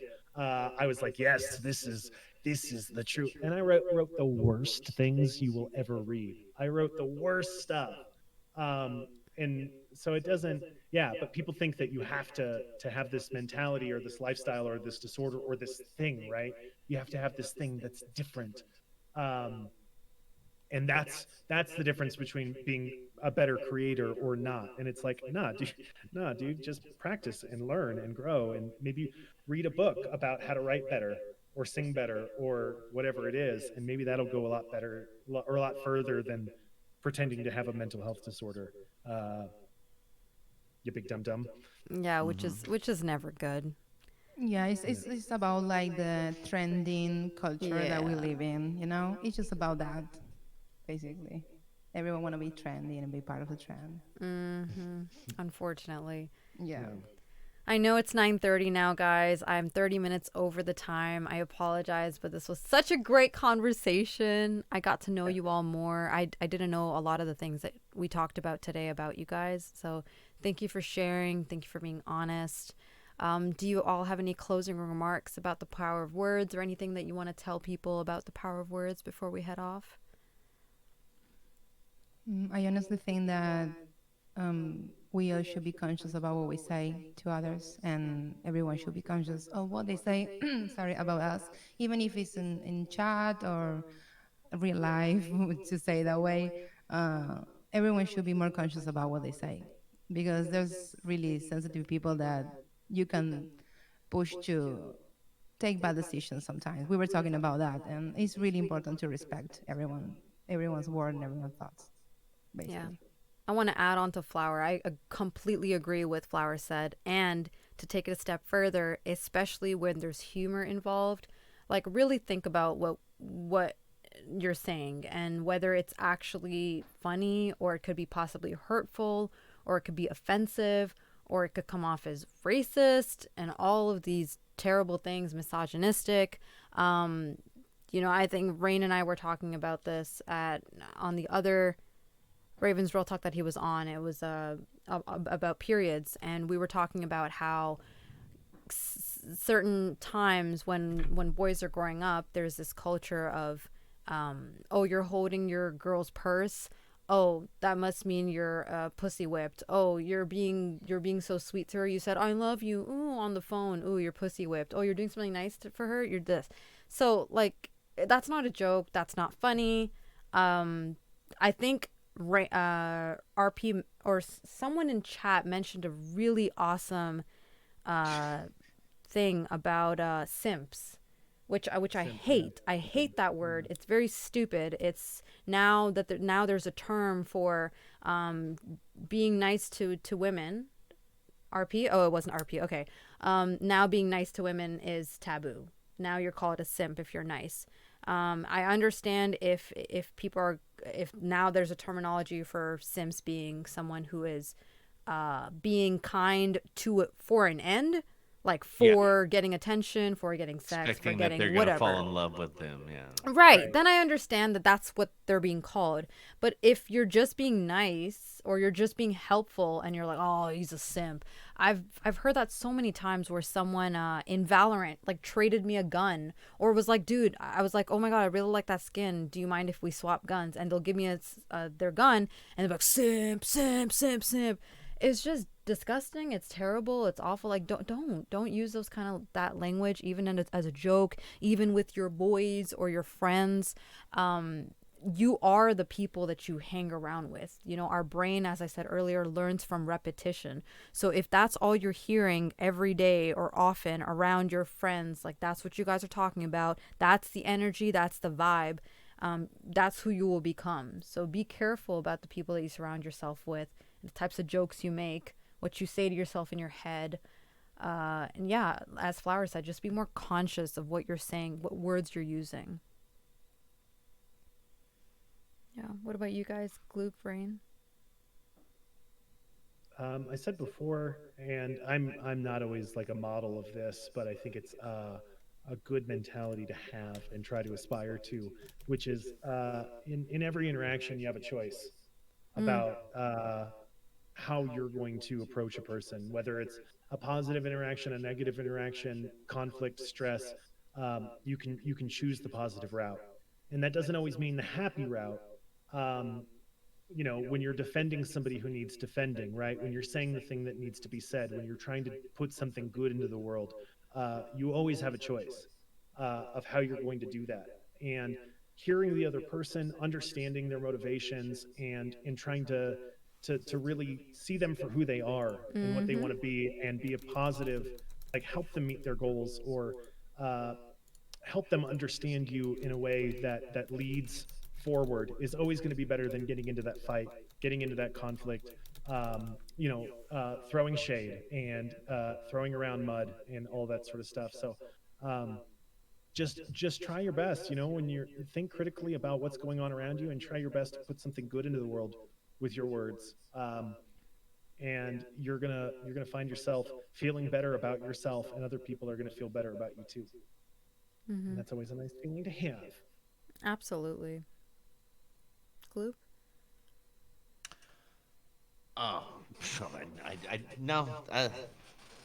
That's good. Good enough for what I have to say. Thanks for having me on here, and thanks. It was awesome getting to Welcome. spend time with Rain and Miss Flower. And thanks for spending the evening with me, all three of Yeah. yous, and everyone in the chates. Chat Thank you, and Mom. Solar Raven, thank you for having us on, of course. Thank you. This was awesome. And I just realized I kept calling you Flower, but you said your real name is Florencia, right? But it's the same. I'm called Flower. I'm used to Okay. flower. Since Twitch, I'm used to flower. Okay, good. Okay, And I good. love it. I really It like literally it, so just it's hit me. I fine. was like, oh, I've been Can I tell you calling right her now, my Flower real this name whole is not time. actually Rain, so no, it's okay that you call me that though. But fleur means flower in English. That's why. Yes. Okay. Got it. That makes sense.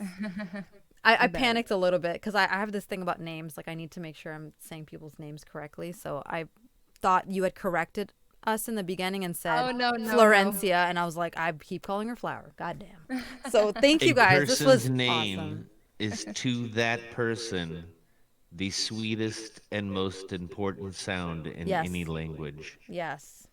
Yes. And that is not spoken of enough. And I realized that maybe like 7-8 years ago when I realized how much more I responded to people and how it made me feel when people would say my name in a sentence. Like, Raven, can you please come here? Or Raven, can you get me a glass of water? Or Raven, I really like the way you look today. And it was like, oh my God, that hits different. It really does. Or Raven, I really like what you did today. That was really nice of you. Or it's use people's names, guys. Really, for real. All right, guys, do you want to say bye to everyone before we head off? Thank you so much for being here. Bye. It was really I'm nice gonna- to be here. Thank you. I'm going to say goodbye to my guests offline for a little bit. Hang tight, guys. I will be right back. Alrighty, guys. Hello. I am back. Thank you very much for spending your precious time with me, guys. I very much appreciate it. Thank you for a wonderful show. And 18 months, my friend. Now, please, let's get some rapping rips going. Woo. Thank you very much, Slay, for that. Lord have mercy, 18 months. My God, that's a long time. Thank you so much for choosing to stay part of Team Raven. I hope you're enjoying the emotes. Thank you for spending your hard-earned money to support my channel, Slay. I appreciate that. And I will be doing 10 exercise reps for that. Thank you very much. Lady Love Joy 88. Thank you so much for the follow. You see that, Raven? That is you. You're now under my wing. Welcome. Flower Castle, thank you as well so much for that scrumptious sub. Thank you for using your hard-earned money to support my channel. I really appreciate it. I hope you enjoy the emotes. Welcome to Team Raven, and I will be doing 10 exercise reps for that sub as a way of saying thank you and promoting physical fitness and activity on my channel. Thank you very much. And thank you for the welcome backs, guys.